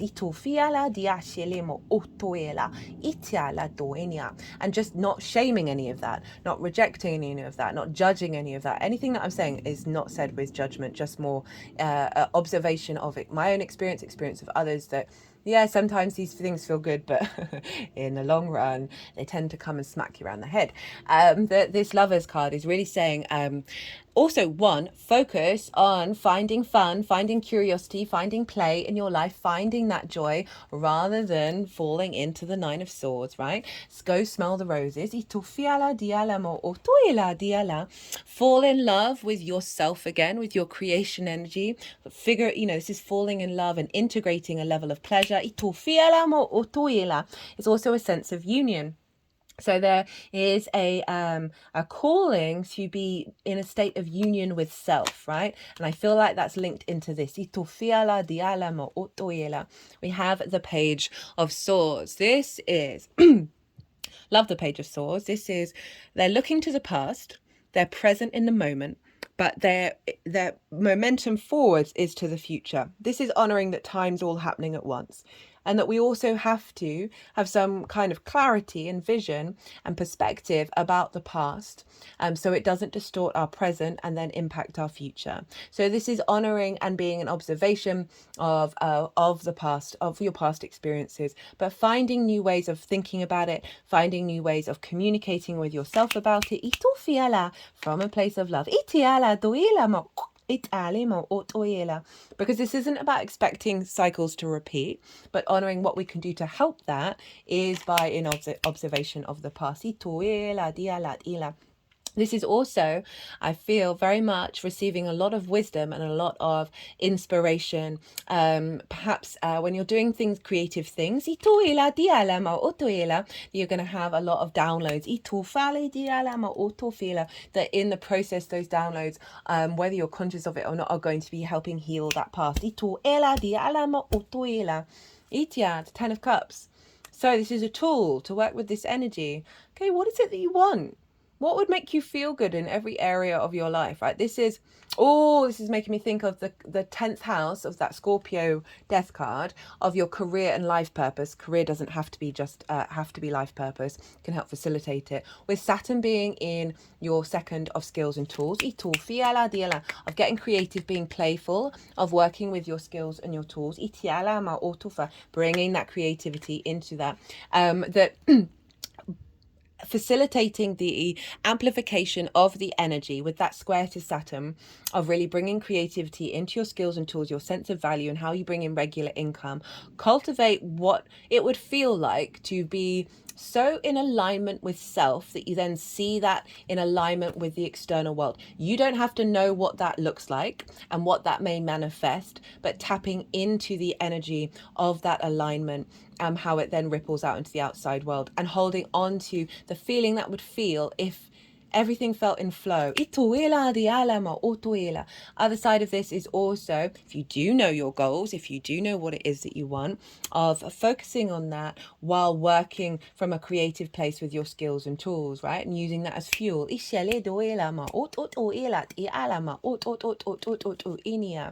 Emperor. This is calling you to step into your sovereignty, right? Step in and acknowledge your own divinity. You know, we do have the Emperor and the Empress. So for some of you, this may be about focusing on that union, right? Of finding someone to love. That's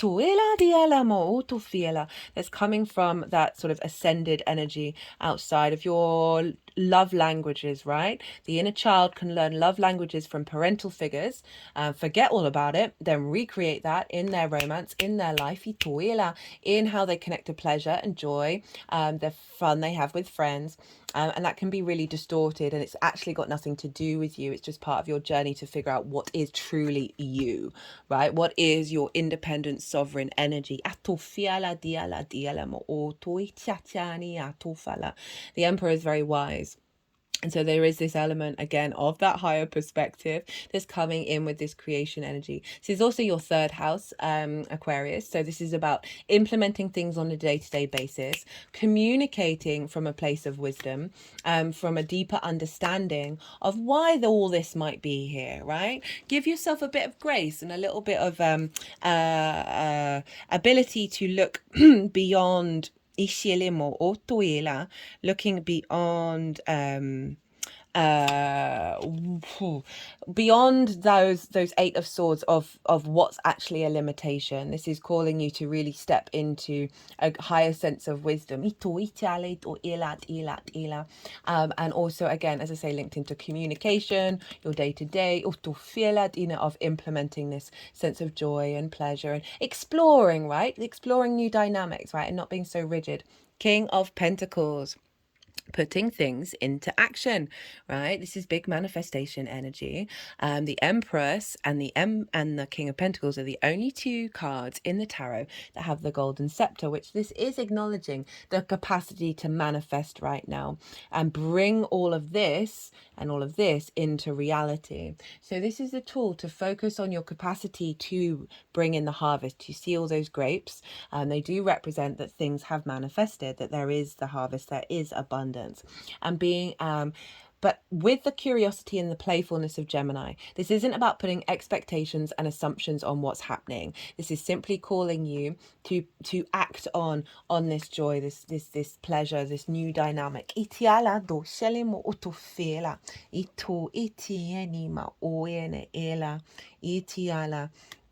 what I really feel is this is a tool when you're operating from a state of abundance with no expectations, when you're operating from a very grounded inner space, right? I'm really feeling that this king is helping you access your confidence within yourself from your soul energy. Remember that Four of Pentacles, to bring things into being beyond the old paradigms. Your actions are going to have consequences. I'm not saying that to scaremonger, by the way. Right. Okay, let's get into all of these oracle cards. It's probably because we're dealing with the trine. I haven't done Libra yet. A fellow air sign. I love these cards so much, but they are fundamentally, can you still, yeah, it's on the wonk a bit, fundamentally a bit annoying. Beautiful though. This is the first one that came out. This is the card that came out in the Jupiter Gemini reading, by the way, in the Oracle reading. Be impeccable with your word, manifest your intentions. Well, there we go. Regardless of what language you speak, your intent will manifest through the word. What you dream, what you feel, and what you really are will be manifest through the word. So this is about being really honest with yourself. I spend most of my time observing my thoughts, my actions, and saying, is that me? Is that me? And pulling back the layers and getting deeper and deeper and deeper. I find it a lot of fun. What I feel with this is it's more about the tone of how you say things. And tapping into the feeling. And perhaps the phrase I am is then going to help really hone in that soul frequency. And, you know, it is a little bit of a warning of do what you say you're going to do, right? At least put effort into taking steps to bring things into being. It's not necessarily about, oh, you've got to complete the end result, but show the universe that you have willing.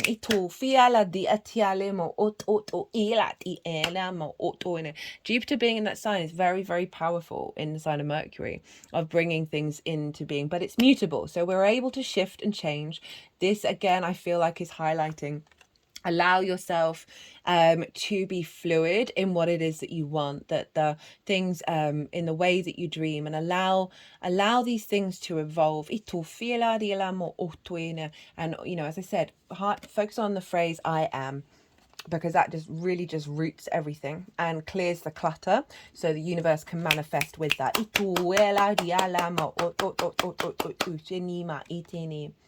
Don't take anything personally. Love and respect yourself. Wow, lovely Venus energy coming in. You are never responsible for the actions of others, but you are responsible for you. If someone is not treating you with love and respect, it is a gift if they walk away from you. You may hurt for a while, but your heart will eventually heal. Again, it's like not putting those expectations out there, but there is an element of communication here, right, with yourself, of acknowledging, okay, what actually nourishes you, itofa, rather than repeating like old loops around romance. It's, you know, this isn't just about that, of like of unhealthy love languages, and this is where the love and respect yourself comes in, right, and deeply doing so, and that can often mean tapping into some big shadow work there.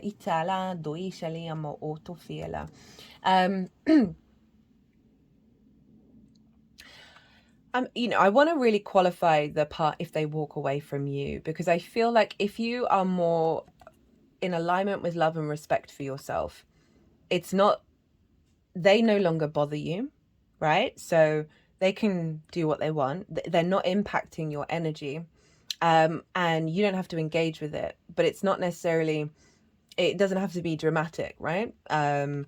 There's an element of peace here, that when you genuinely love and respect yourself, and this is obviously something to work on, that you're just not influenced by the external. So I often find when you're in that state of non-conflict, that the relationships in your life elevate, right, without you really having to do anything, or they do fall away, they do walk away, you walk away, because that soul contract between the two of you, it's no longer in alignment, and it's part of their soul path to go whatever route it is that they're going. And again, not taking it personally. Okay, I'm also getting in terms of old patterns, that Three of Swords, of really making peace with any grievances of the heart from the past. Whether you're right, and you know, it's best to sort of do a sort of a bigger meditation of the things that you're conscious and unconscious about. Don't take anything personally. Relinquish self-importance. Well, that's that kind of King of Wands that I was picking up on. Personal importance or taking things personally is the maximum expression of selfishness because we make the assumption that everything is about me. Again, it's sort of what I feel this is about is what I was saying about be open to change, be open to shifting outside of your parameters, and realize that we're always discovering sense of self. I always say, like, I think I know who I am, but that's going to change. Everything is constantly changing. It's one of the fundamentals of the universe. And if we get too fixed, right? You're a fixed rising sign. I'm a fixed rising sign. I'm not here to get you, but there is this element, because I'm talking to myself as well. I've had to work on it a lot. I'm lucky I've got a mutable sun who really sorted me out with that one. That we can be really damn stubborn, like I am who I am, and that's never going to change. I call bullshit on that, by the way. We are always in a constant state of flux. And so when you sort of stop taking yourself so seriously,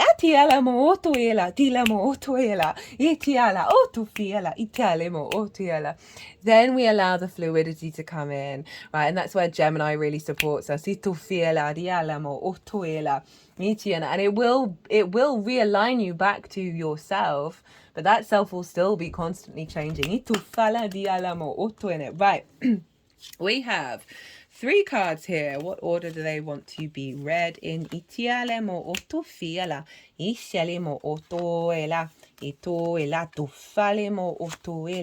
So we have lost in space, needing direction, lost compass, right? Getting back to integrity, heart, home, compassion. Ooh, I'm not surprised with the 5th house, because they're, that inner child can be, you think we've done the work on it, right? And then there's something going on where they're still feeling a little bit disorientated and not feeling safe to come out and play. Lost in space, feeling lost, needing direction and focus, a 24-hour day. Sometimes in life we lose our way, perhaps falling prey to addictive behaviors, jealousy, comparison, resistance, or fear. This happens especially when we are up-leveling and genuinely changing for the better. I mean, I've been saying that in all the readings. I love that that's come up right there. Oh, yeah. A part of us hiding in the vast expansiveness of space wants to sabotage our progress. In the transformation process, our inner world no longer feels safe or in the transformational process, our inner world no longer feels safe or inhabitable. There we go. As we find that our thoughts and beliefs have morphed beyond recognition. You may find yourself adrift in this way right now. That's that 6 of Swords, unable to focus or determine the next step. You might be tired and simply needing to regroup and rest. When you lack direction, the first thing to do is redirect your perspective of time. There's the Page of Swords. I feel like with that lack of direction, that also can mean thinking that you are not lacking direction, right? A sense of certainty. I know that sounds a bit weird. That's kind of tying in with everything else. Like a newborn baby who needs swaddling to feel safe. Hello, inner child. You're invited to reduce your life visioning. You're invited to reduce your life visioning for the next 24 hours. Anyone can handle living in 24-hour compartments, which allows everything to feel grounded and manageable. You get lost in space when you imagine being swallowed up in the giant vastness of the future, with its dark uncertainty, or reflect on how your past has held you captive in a hall of distorted, never-ending mirrors, reminding you of your mistakes and flaws, failures and losses. Take heart that the simple 24-hour container immediately banishes those 2 awful eternities away. That's that Page of Swords. You will find your energy and focus restored to you. Recognize that you were never lost at all. Keep it simple. Right now, conserve your energy and take care of you in basic fundamental ways, and the world will be right again. Right, so this is, again, highlighting the real big shifts that are happening that is calling you to just tap into smelling the roses, right? Get present, get now. That really did sum up what I've been talking about with this transit. I might leave that out for the oracle reading.